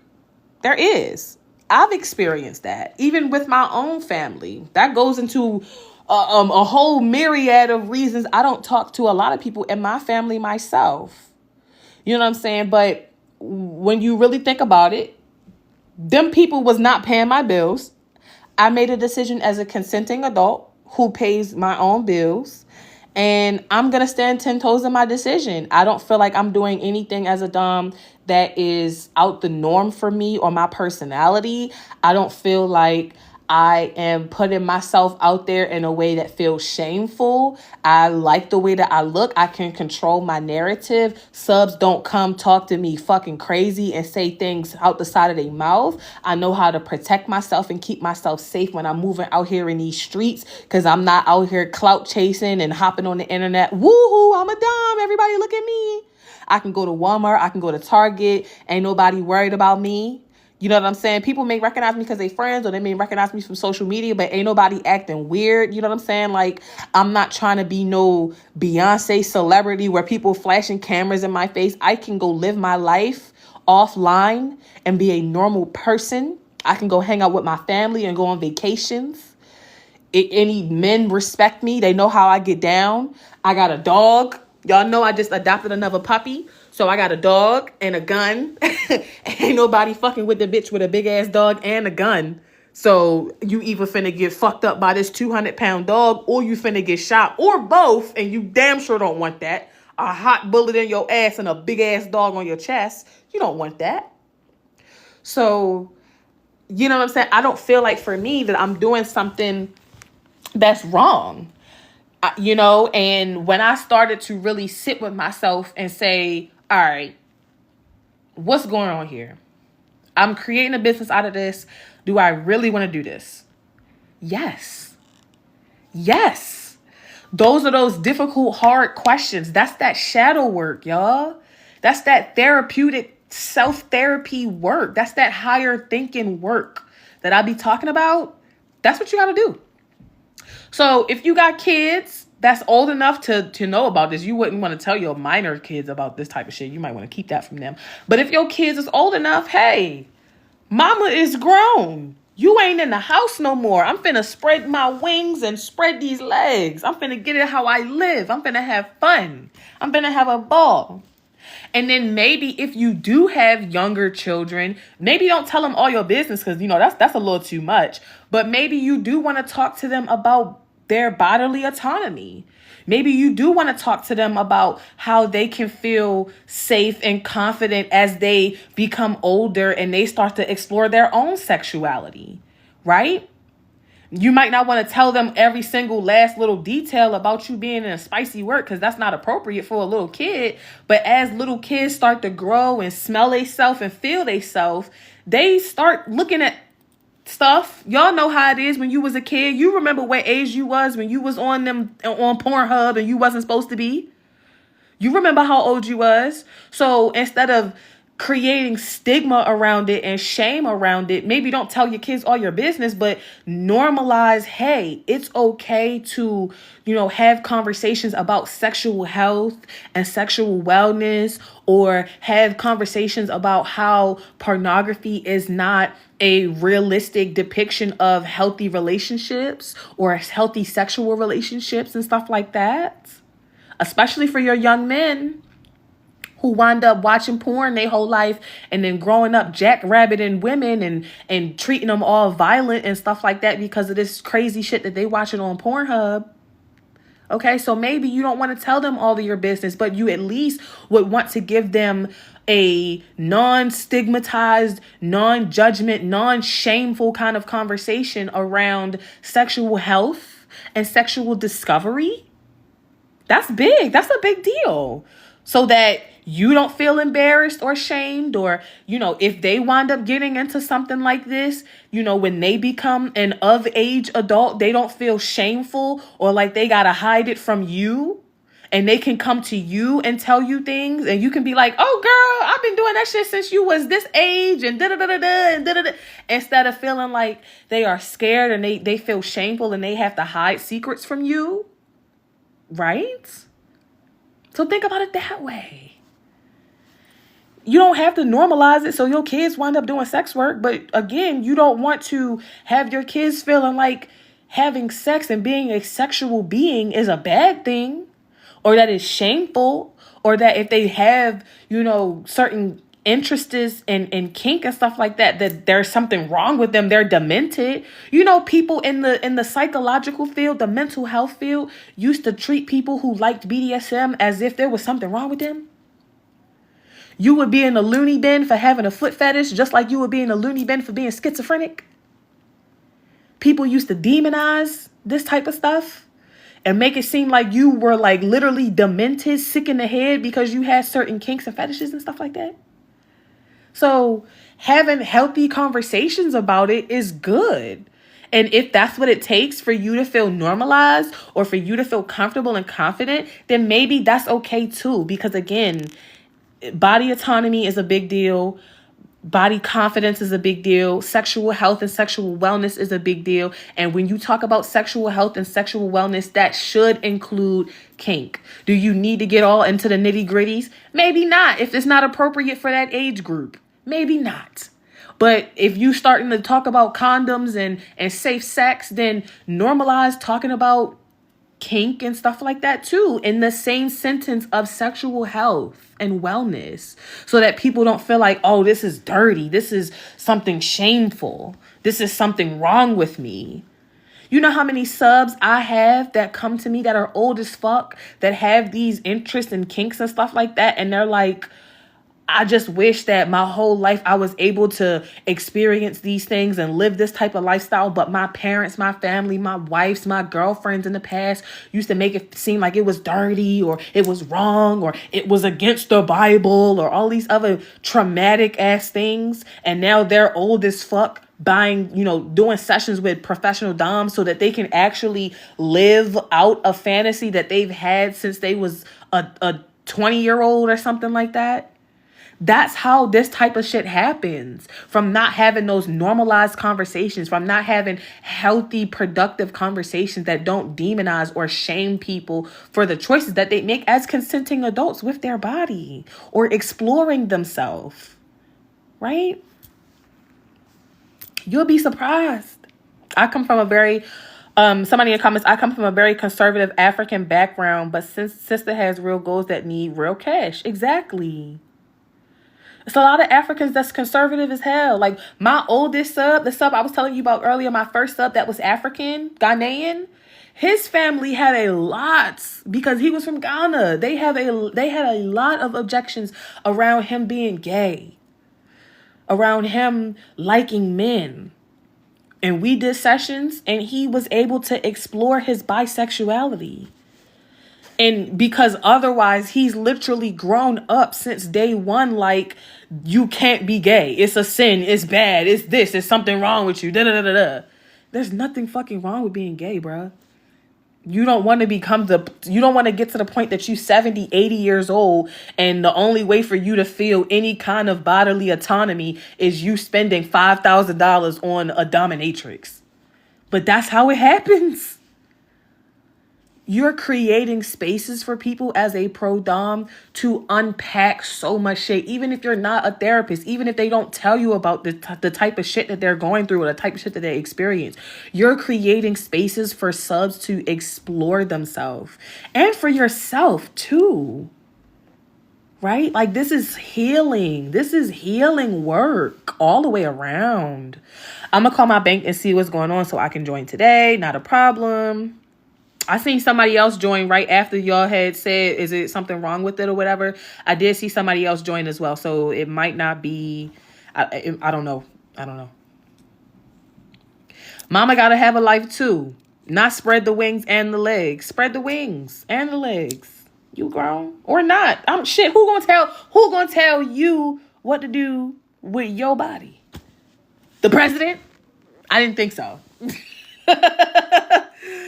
And y'all won't be saying shit once I'm able to provide and contribute if I want from being a 304, period. Now, one thing I will say is when it comes to terminology, we are all in the same category at the end of the day. Sex work is sex work, y'all.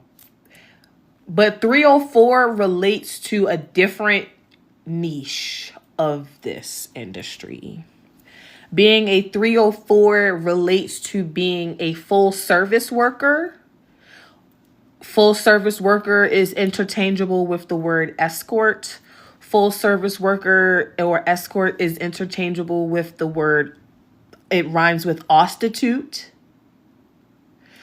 And full service work in that sense and 304 relates to a niche of spicy work that is illegal. So you're not wrong in saying that, not technically wrong in saying that you're a 304 because it is a form of sex work. But just know when you think about the 304 lifestyle, because I be seeing them videos too. Them bitches out here living a hard life, okay? And, shout out to them. Because, wow. Anybody from Baltimore will understand what I say. They getting out the mud. They like Young Moose over east with that shovel, bitch. Okay, if you from Baltimore, you know exactly what I'm talking about. Them 304s is over east getting out the mud with that fucking shovel with Young Moose. Okay, them bitches is hard working hoes. We all in the same category when it comes to legislation because they all put us in the same group. We all hoes. It's spicy work. However, just know for terminology purposes, 304 relates to a specific niche of spicy work that is illegal. Financial domination is not an illegal form of spicy work. Okay? Just know that. It's nothing wrong with it, because like I said, we don't do that horophobic type of shit. Like, you're not better than a girl that is a 304 because you a findom. You know what I'm saying? We all hoes in this bitch.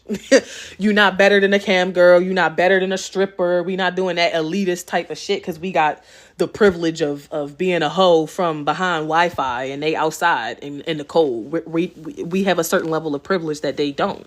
We're not better than them. We in the same category though. We all deserve the same amount of respect and protection and safety and love and appreciation. But when you describe yourself, I just need you to know so that you don't accidentally say that you're doing something illegal and get yourself caught up, because you actually are not doing anything illegal by being a financial dominatrix. Okay. Your ex called you a 304. I had no idea what he was talking about. If your ex called you a 304, if that's a nigga, that's a spicy ass nigga. I'm glad you got away from that bitch ass nigga. Because how the fuck he know what a 304 is? How he know what a 304 is as a man? You know what I'm saying? Like, you should not be using certain type of terminology as a man. And I'm glad he your ex. Because clearly he wanted to be you. That's why he called you a 304. Because he wanted to be just like you. He wanted to be you. That's probably what it was giving. He wanted to be just like you. He in here watching to learn how to become a findom too, because he want to be a bad bitch. That nigga sound like a bad bitch. I'm glad you broke up with him. If you ain't break up with him and he broke up with you, tell everybody that you broke up with him. Okay? Because he a sassy motherfucker. And you from Baltimore. You can't tell I'm from Baltimore, baby. I know my accent ain't come out yet. Usually by now somebody will say something about my accent. You can't tell I'm from Baltimore, baby. Born and raised. West Side. I don't fuck with... I'm not going to say I don't fuck with East Baltimore, because I got friends and family that's from over East. But, baby, I'm a West Side girl, okay? It's dirty over there. We not going to do that East versus West, but it's kind of dirty over there. I don't really fuck with East Side like that. And I went to Mervo. So, you already know. I used to go over East on that bus, on that 22. I used to take the 52. That's how you know I'm old. I used to take the 52 to the 22 or the 91 to the 36 and then walk to... Girl, I used to take my ass over there to school and come right the fuck back home, okay? Over here, over West. Yeah. I'm definitely from up north, but Maryland was still the South. Please believe they definitely still had slaves up here. Okay, not better than them, but they definitely in them trenches. Yeah, we not better than them, but they definitely a little deeper in them trenches than we is. They out there getting it out the mud for real, and we in the house on the Wi-Fi with the heat. I'm a little too scary for that. I ain't gonna lie. But work is work. But I'm a little too scary to go ahead and do it, take it that route. Not that I'm better than that person, but like, yeah, you a real bitch out there. I can't. Oh, girl, I gotta do something on the internet behind this Wi-Fi. I can't go out there with Mr. Ulysses and I'm scared. I'm too scared to do that. But I'll go ahead and figure out how to make this money off of Twitter. Because I'm too scared to do everything else. Ooh, girl. I don't hear it since I am too. Done lived all over West Side girly. See, in PG County don't even count.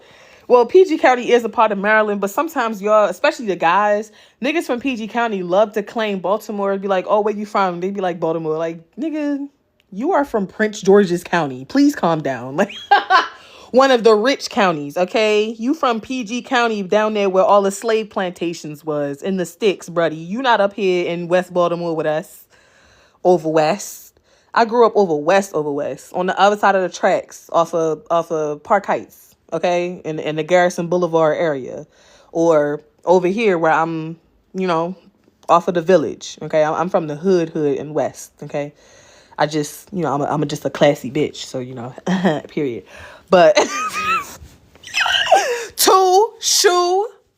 I don't say zinc because I think that's just too ghetto. I'm not ghetto enough to say zinc or scrimps. I got an education. I got more than a high school education. I say shrimp and sink the right way. But I might hit you with a 2. You, boo. Yeah. Yeah, I might hit you with one of them. I don't say hot dog either. Once again, hot dog. Okay? Enunciate them words. But I might hit you with a 2. And I damn sure want my chicken box, salt, pepper, ketchup, and hot sauce. And a half and half. No triple mix. That triple mix shit, that's that East Baltimore shit. That triple mix tastes like cough medicine. Please. Like, please. Please, no.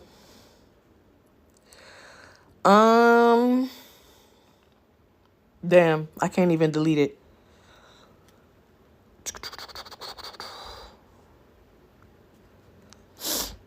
Yeah. My daddy from the hood. You know, my father from the hood, but you know, I'm not from the hood. I can claim the hood because of my family. I can claim Pimlico and Wally because because of my family. I can claim, some of the homes and stuff like that because of my family, because my mom and my dad, because they're the hood rats. Me, I'm not a hood rat. No, I'm the gentrification baby.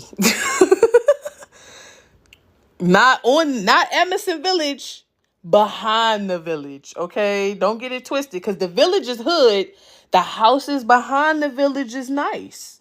If you know, you know. Okay, behind the village, not in it, behind it. Triple mix is garbage. Thank you. I've been saying that. Them lead babies. Oh, and I don't had no lead paint. I got tested for the lead too. I tried to get a check about that back when I was in college, and I seen all them girls getting them checks, and I was like, damn, let me see if I got a little lead inside of let me see if I got a little lead in my shit and get a check, bitch. Not enough lead in my blood for me to be dumb or for me to get a check. So I'm from the hood, but not too bad. I wanted that lead check so fucking bad. And they was like, girl, your ass is fine. You in college getting a whole degree. It's kids with lead paint that's fucking licking the walls and struggling somewhere. You is fine. Get your dumb ass out of this lawyer office. And I was like, oh, okay. I tried. I wanted me to one of them little lead checks so bad. I never wanted to be dumb and dazed so bad in my life. Yes, girl, because then they was getting them checks. I seen them like $18,000, some of them checks. But I ain't gonna lie, some of the people I know that got that $18,000, they definitely dumb as fuck, and they got like 6 kids and 6 different baby daddies. So that's totally a different lifestyle. I don't really think I want to live that. But I really could have used that $18,000 and run up a bag. But it don't matter, because I found out how to do it with financial domination. Instead, a win is a win. A win is a win. Okay? A win is a win. A win is a win. A win is a win. But yeah, them triple mixes is ass. And if you don't know what triple mix is, because you're not from Baltimore, basically it's a half and half. And you can't even say half and half, because I realized that my Baltimorean ass really felt like the whole world was calling it half and halves. They call it Arnold Palmer's, y'all. Who the fuck is Arnold? Bitch, it's a half and half. Half tea, sweet tea, half lemonade, half and half. That makes sense to me. When you say half and half to some people, they think you talking about coffee creamer. Or they don't even know what you're talking about. Or you got to say an Arnold Palmer. Girl. So basically a triple mix, for those of you who ain't from East Baltimore, because this is not really a whole Baltimore kind of thing. It's a specifically East Baltimore thing. A triple mix is half sweet tea, half lemonade, and half fruit punch. That shit. And only a lead baby from over East would have made some shit up like that, because why the fuck would I want some fruit punch inside my half and half? Some sweet ass, red dye ass, chemical ass Hawaiian punch inside my delicious sweet tea and lemonade. Why the fuck would I want that? Them niggas over East is evil. Them niggas over East is diabolical, okay? If you mess with a man from Baltimore, ask him if he from over east or over west. And if he from over east, good luck.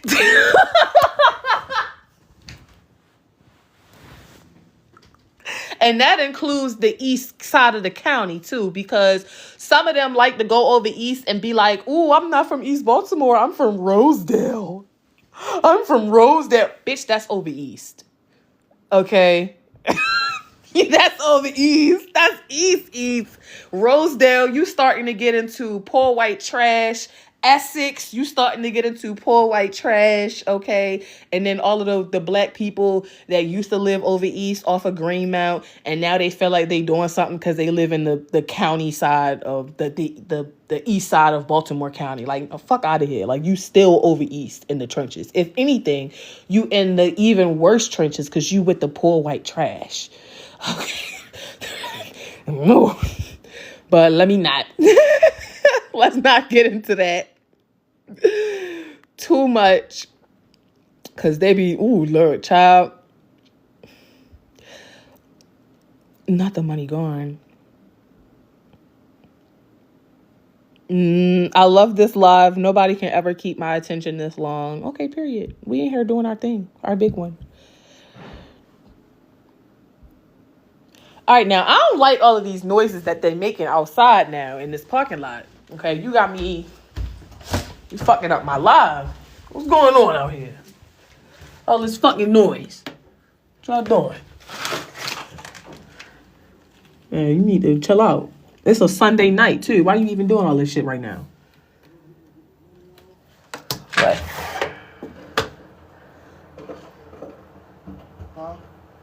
Yeah.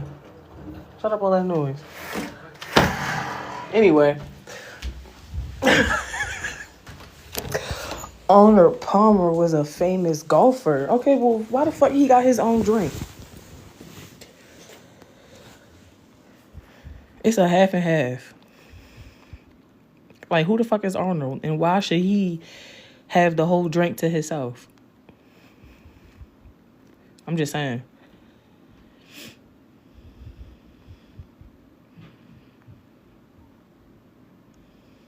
Wasn't we just talking about her?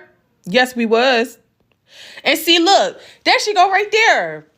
There she go right there. We was just talking about you, love. We was just talking about you, love. Yes, we was. Yes, we was.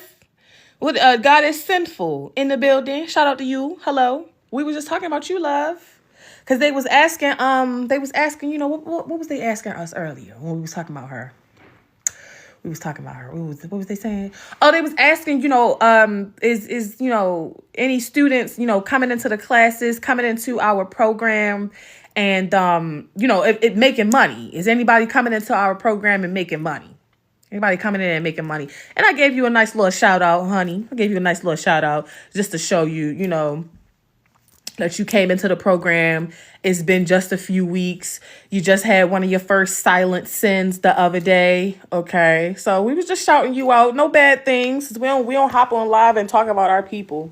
We handle our disputes privately if we had one, but we don't get down like that. We ain't messy. This ain't Mean Girls. We not the Mean Girls. So we were saying all good things, just giving you your props, giving you your kudos for locking the fuck in, okay? For joining the class, for hopping in the chat, for asking questions all times of the night, for being active as hell, for putting yourself out there, for showing up on social media and making it fucking happen, for being a new student and trying it and investing in yourself, and how quickly it took you after doing those things to make your first tribute. So shout out to you, girl, because you're doing a damn thing. Keep fucking going. And it goes to show, it shows to Goya, all of these people who was just in here and has been in here from day one. This is the young lady I was talking about. The proof was in the pudding. Okay? This is the young lady I was talking about. Proof is in the pudding, y'all. Y'all see her. She on here. Now she on here. She wasn't on here earlier. Now she is. And we was just in here talking about her. See how I said earlier, when I be talking about when you put yourself out there and you invest in yourself, your name is being spoken in rooms that you don't even be in. When you push yourself out there and you invest in yourself and you show up for yourself, your name will start getting spoken and for good reasons. And you don't even got to be in the room. We was talking about her like an hour ago. Okay? And I do it again. And all of my other students, I'm waiting on you guys too. I'm waiting on your success stories too. Everybody learns and grows in their own little timing. But we going to all have our time to shine and be happy and be successful and be shouting each other out and be showing each other love. Yeah. You see, y'all better ask somebody. Okay? You better ask. While I blink these $180 lashes. Blink, blink, blink, blink, blink, blink, blink, blink. You better ask somebody, babes. Okay. Now, y'all let me know if you have any other questions. Because I'm going to get to it. I think I'm all caught up in the chat here with you guys. Let me know if you got some questions. Get them last burning questions out. Whoever sat in the back. You've been sitting in the back this whole time. You ain't said nothing. You ain't asked no questions. You being a spectator. Financial domination is not a spectator sport, honey. Financial domination ain't no spectator sports. You're going to have to get in the field and play. How do you avoid scammers? With some of the stuff that we talked about today, with elevating your pricing, elevating your marketing and stuff like that, that is one of the best ways to avoid scammers. When you are no longer charging $50, $20, $30, $40, $100 for sessions, and now you are expensive and unattainable, men who are scammers, men who are time wasters, men who are broke just won't fuck with you anymore because you are literally unattainable. You want to avoid scammers. You want to avoid time wasters. You want to avoid cheap guys. Make yourself expensive. Period. They will no longer be able to afford you. You're not responding to DMs anymore. Your price is as high as hell. They can't afford to reach you. You're not responding to DMs. The only way for them to talk to you is for them to book. And again, they can't afford it. So now you're only going to be talking to the guys that can afford it. Those guys are going to take it a lot more serious, because guess what? They had to come out their pocket a lot of money. And when you make a man come out his pocket a lot of money, trust and believe he's going to be on his best behavior. Men are, I'm not going to say cheap, but if you can hurt a nigga pockets, he going to be on his best behavior. If you give a nigga a discount and he feel like he got some pull over you, he might, take advantage of you. But if you hurting a nigga pockets, he going to act right. Trust and believe, he going to act right. Know your worth. Add tax. Is the membership in the class the same thing? Yes. Yeah. Must be 21 and a black woman. And we in the chats talking right now. But yeah, that's how you avoid scammers. The best way to avoid scammers, price yourself out of that. Price yourself up. Take the words minimum tribute out that bio and start moving a little different.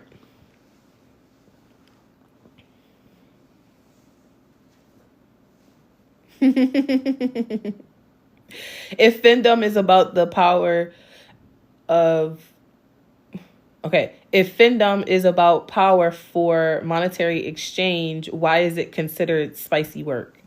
Because financial domination is a sector, the Dom sub-act of exchanging power through monetary gifts. Dom sub-act implies that this is a specific part of a Dom sub relationship. Dom sub relationships have to do with BDSM. BDSM is, when you are a professional Dom, sex work. Plain and simple. You might not feel in your development of it as a new Dom, you may not feel any sexual attraction to your submissives, but your subs are absolutely sexually attracted to you. And again, the Dom sub act of exchanging power through monetary gifts, your sub is getting off on sending you money. So you are very much engaging in sexual activity, which makes it sex work. Mwah.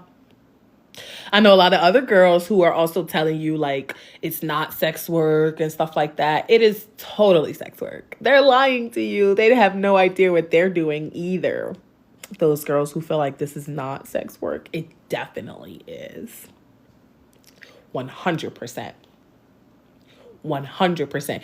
Even if you only did findom, you didn't explore any other kinks, any other niches, any other fetishes. You didn't create any kind of content. You only do findom.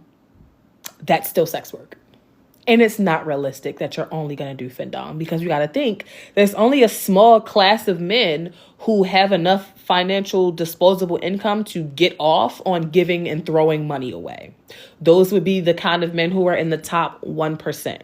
You, as an average woman, do not have the ability as a brand new dom to target the 1%ers of the world as a dominatrix and attract them to make them want to send money to you so that you only do financial domination.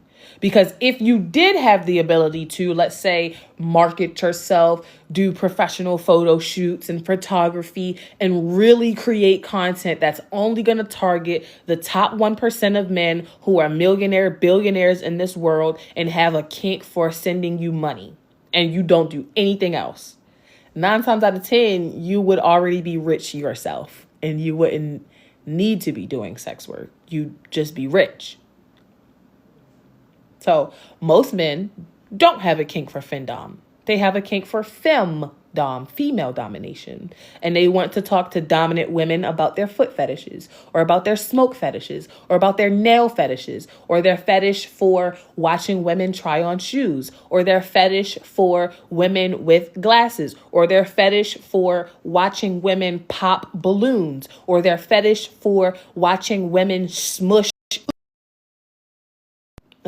food underneath their feet, or they want to pay for talking to dominant women about being degraded and humiliated. They don't specifically have an interest in financial domination. They just do not care that they have to pay a dominant woman. The two are not the same. This is absolutely sex work. You can find the class in the link in my bio. You must be a member, you must be a Black woman, and you must be over the age of 21.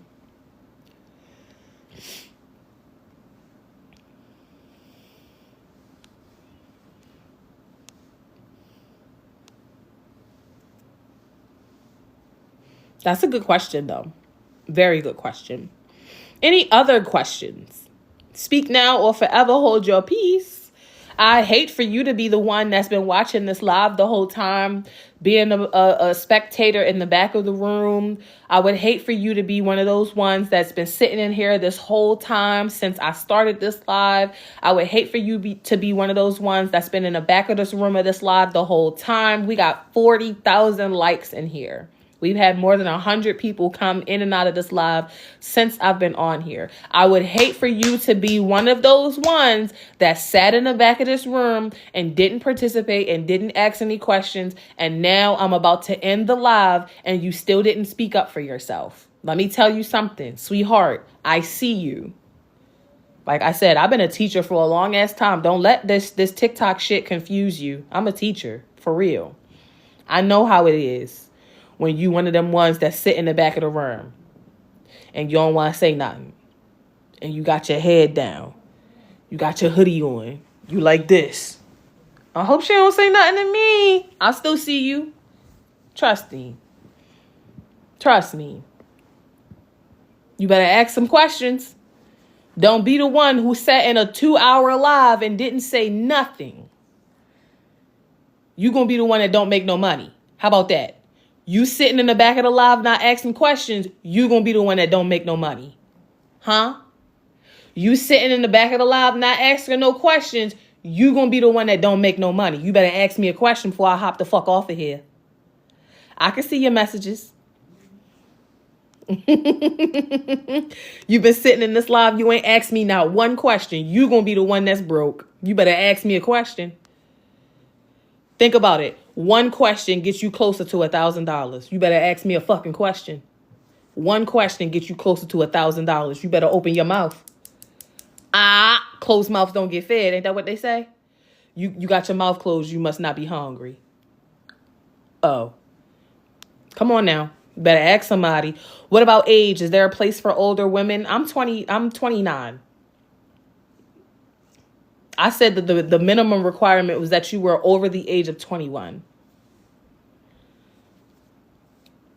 You might need to do some research in this industry, sweetheart.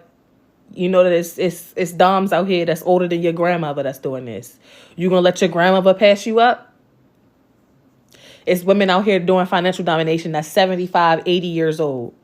You gonna let an old lady show you up? Just because you feel like you 50, you 40, you 60 years old, you 30 years old, and the society tells you that you're no longer worth anything because you're 40. It's ladies that's 75 years old right now doing financial domination. You gonna let them show you up? They older than you. What's stopping you? Crickets. Come on now. Come on now.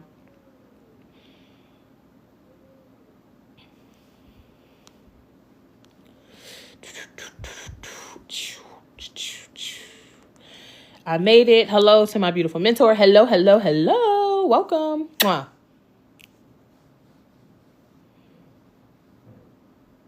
How do you start? Can you do this in Canada? I don't see why not. What's wrong with Canada? How does being in Canada keep you from social media or creating content or making money? Absolutely not. If we got girls that's in South Africa. We got girls that's in East and West Africa, and the electricity go off every few hours and they still in the house making content. Okay. We got students all over the world. We got students in South America who don't have no Wi-Fi and they making it work. So what's stopping you in Canada?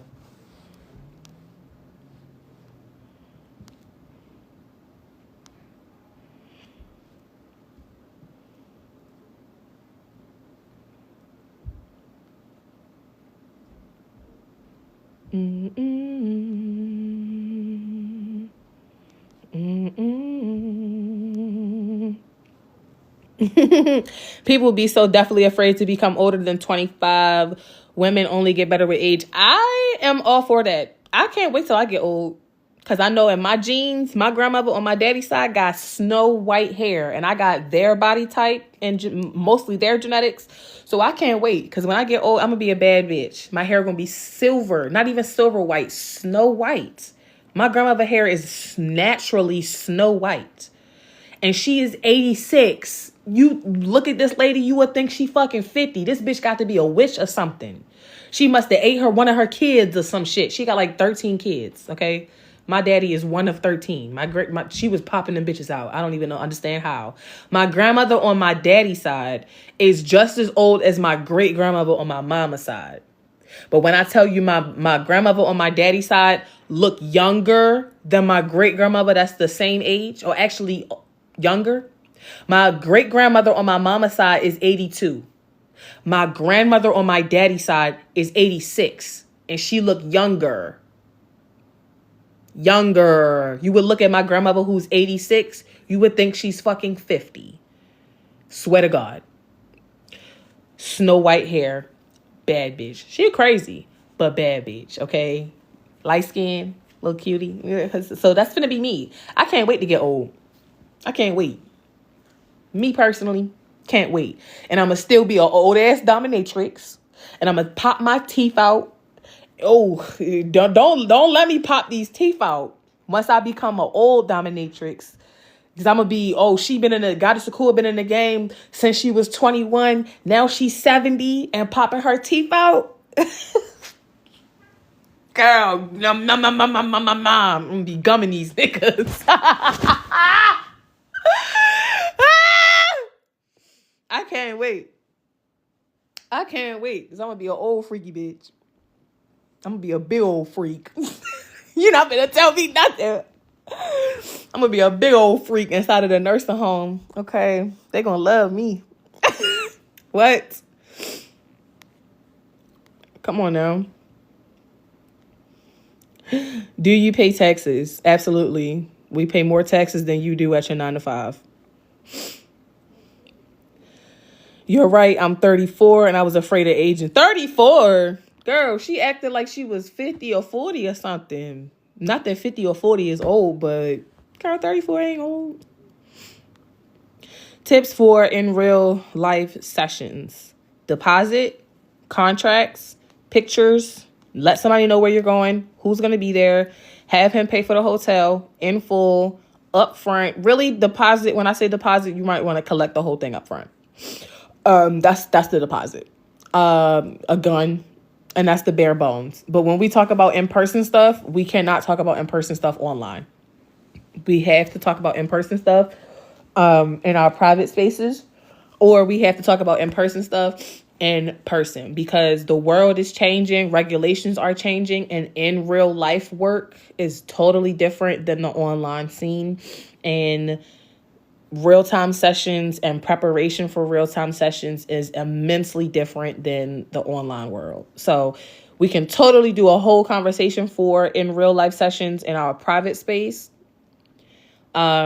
or in our upcoming in-person events and stuff like that. But that is a whole different ball game, you guys. In-person sessions as a dom are a lot more expensive. There's a lot more work that needs to go into it as far as preparation, sanitation practices, contract and legal documentation, screening sessions or screening subs for identification to make sure that they're safe. This person's not on some type of registry somewhere, right?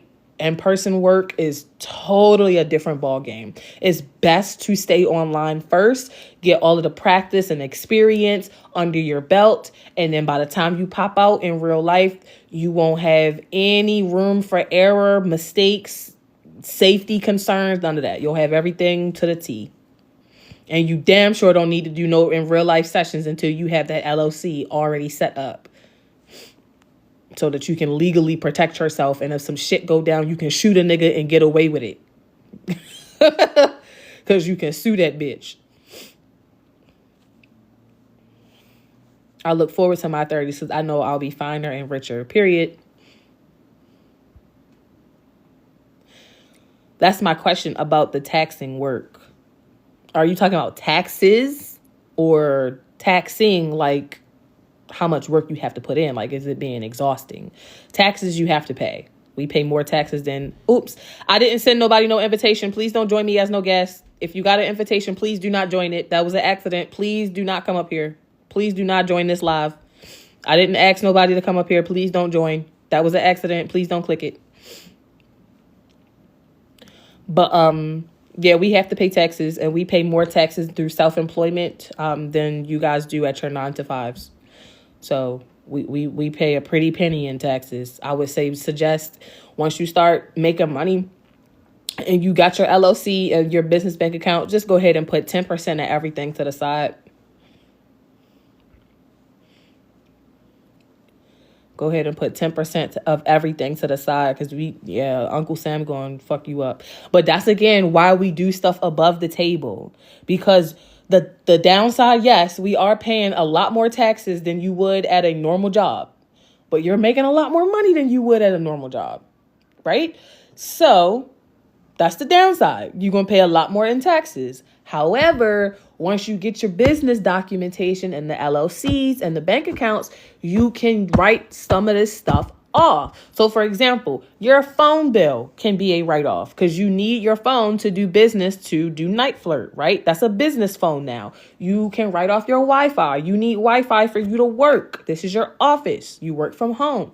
You can write that off. Your rent can now become a write-off. If you have a dedicated, let's say, a whole room in your house that you dedicate to content creation, and your office, that can now become a write-off. Your car buying a car could become a write-off. If you are doing real-time sessions and you need to use the car to go back and forth to your real-time sessions, that can now become a write-off. The stuff that you're buying when you go out to get your hair done, get your makeup done, those can now become write-offs because those are professional services that you need in order to do your job.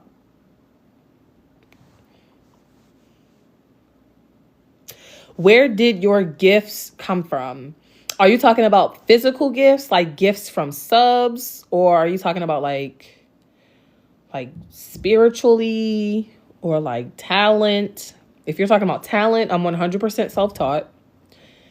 If you're talking about spiritual, I've had a lot of experiences specifically in Africa. It's a whole nother story.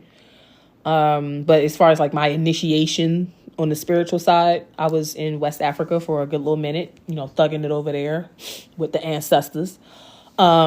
Gifts from subs come from subs. So I have a wish list on Amazon or wish lists on other sites and stuff like that. And subs buy me gifts off of those wish lists, or they send me the money for the gift, or they send me a gift card.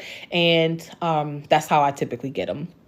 Or if I'm doing custom videos for a sub, instead of like a pay-per-view clip that's like $15, $20, a sub may give me $500 to do a custom video for him. And he'll go to my Amazon wish list and he will buy the clothes, the shoes, the jewelry off the wish list and have it sent to my P.O. box, my post office box.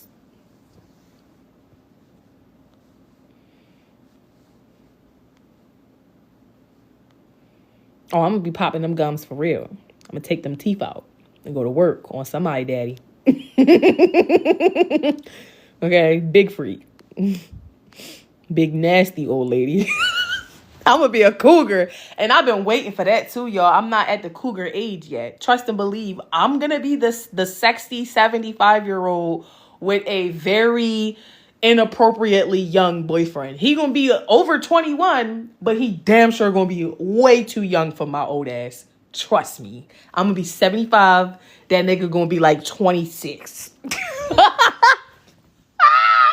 to be like, oh, cool, what is you doing with that young ass boy? He'd be like, this the pool boy. I like it when he take his shirt off and go ahead and clean the pool for me. I can't wait. Big old freak. Big old ass freak.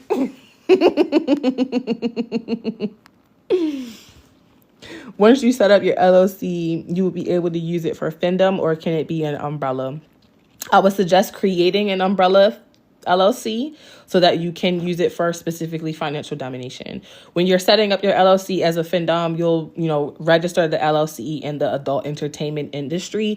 And that way you use a general blank name. You don't have to use your FinDom name. You can create a corporation type name and just have your LLC as that umbrella, but register the LLC first, specifically adult entertainment, so that you have the right tax codes, so that when it comes down to, getting credit, I know I talked about this earlier, but getting business credit, your tax codes and your LLC is set up the right way, so you're not getting denied for credit cards and stuff like that. So set up the LLC for adult entertainment, use some generic ass kink, like corporate-esque type of name that you can think of.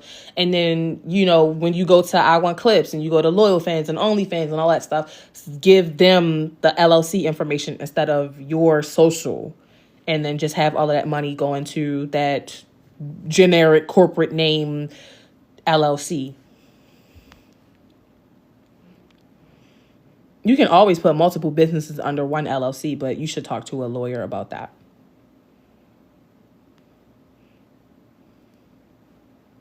Once you have the LLCs and stuff like that set up, you use those third-party platforms until you can create your own website where you can host all of your own content and be your own payment processor.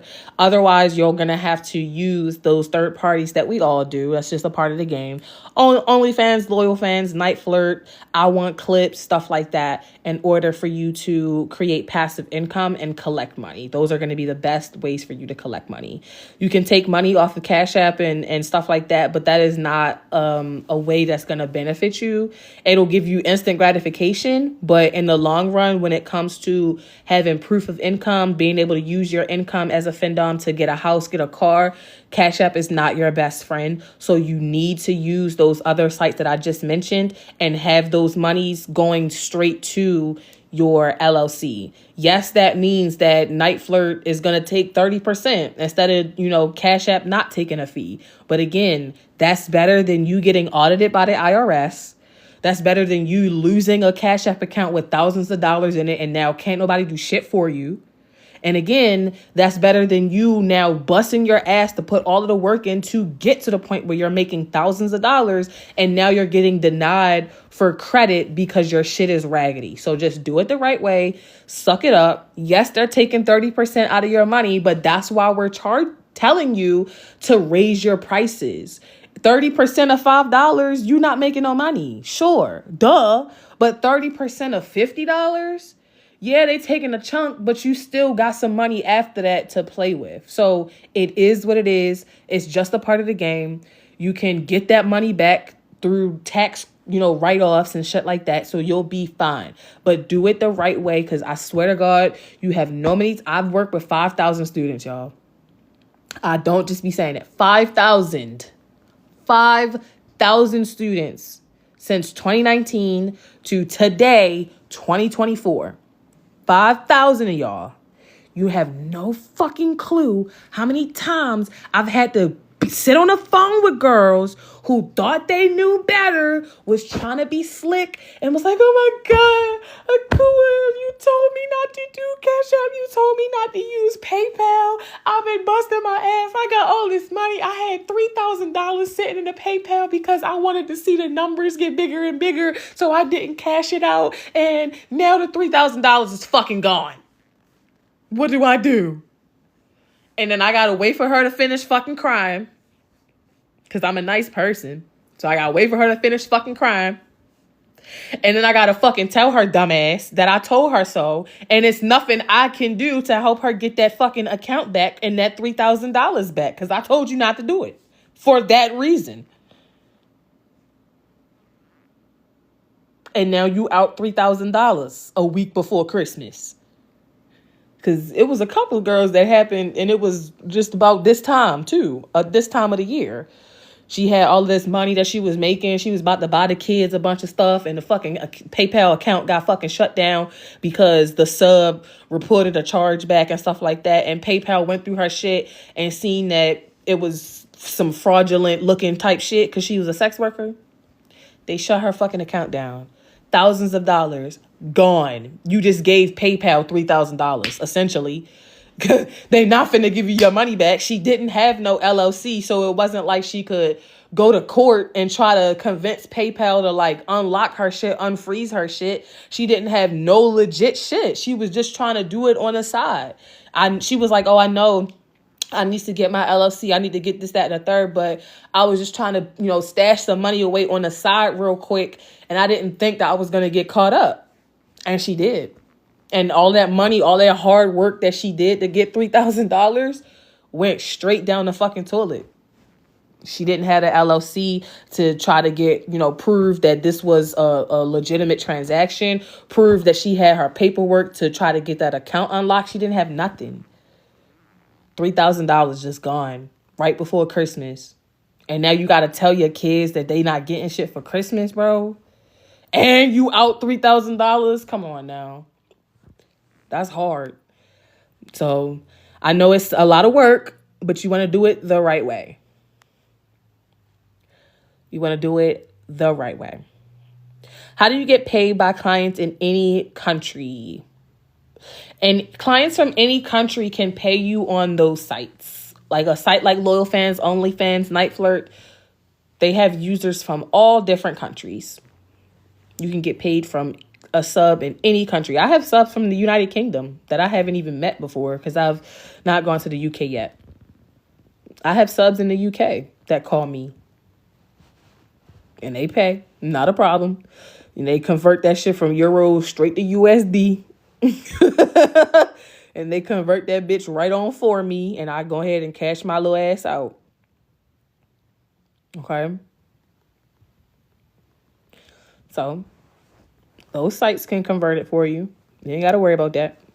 And when you tell them to send that tribute over there, that's why it's important for you to up your prices. That's why it's important for you to know your worth and charge those high prices. Be expensive, be unattainable. Because you already know if I tell this sub to send me some money on NightFlirt, before I even see that $100, they going to take 30%.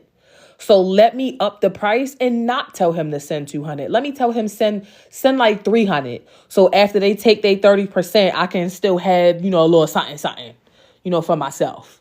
And then when it comes down to tax season, I can just write off the phone that I was talking to him on, or the Wi-Fi and everything else. So I can just make that money back from those fees that I lost until I have enough money to invest back into myself, because it comes full circle, y'all. Until I have enough money to invest back into myself and I can create my own website where I can host my own domain and own all of my content, and I don't have to have a middleman anymore. But that's expensive to do. To create a website like that for yourself, where you don't need a night flirt, you don't need a loyal fans, you don't need a OnlyFans, you are your own OnlyFans. That's a lot of money. That's going to take at least $10,000 for somebody to even make the website for you. So unless you got that kind of money ready to go right now, go ahead and get it out the mud, young moose, with them other websites that I was just mentioning, loyal fans, OnlyFans, etc. Take that hit on the chest with a grain of salt for that 30%, and just know eventually the goal is for you to come off of those websites, create your own website, host your own content, and you will be getting 100% of your money.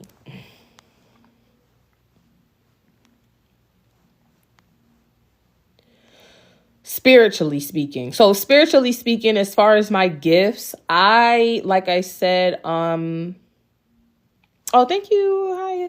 So like I said, what the fuck was I talking about? Oh, spiritually speaking, I spent some time a few years ago in West Africa. I was on an internship for professional film and photography, but we were really focused on, because I was also there to continue my studies as an African, in my degree, which is in African history. So I was there for photography, but I was also there for African history of it. And we went to a lot of historical sites. We went to the memorial for, I'm about to butcher the shit out of his name, Kwame Nkrumah. We went to his memorial site. We went to the Trail of Tears. We went to the Cape Coast Dungeon. We went to a couple of really impactful and important places that played a big part in the transatlantic slave trade. I also had an African naming ceremony, multiple African naming ceremonies. And studying African culture and religion is literally what my degree is in. So I was already kind of in the field, so to speak. It is literally what my degree is in. So I was already kind of in the field, so to speak. It is literally what my degree is in. So I was already kind of in the field, so to speak. It is literally what my degree is in. So I was already kind of in the field, so to speak. It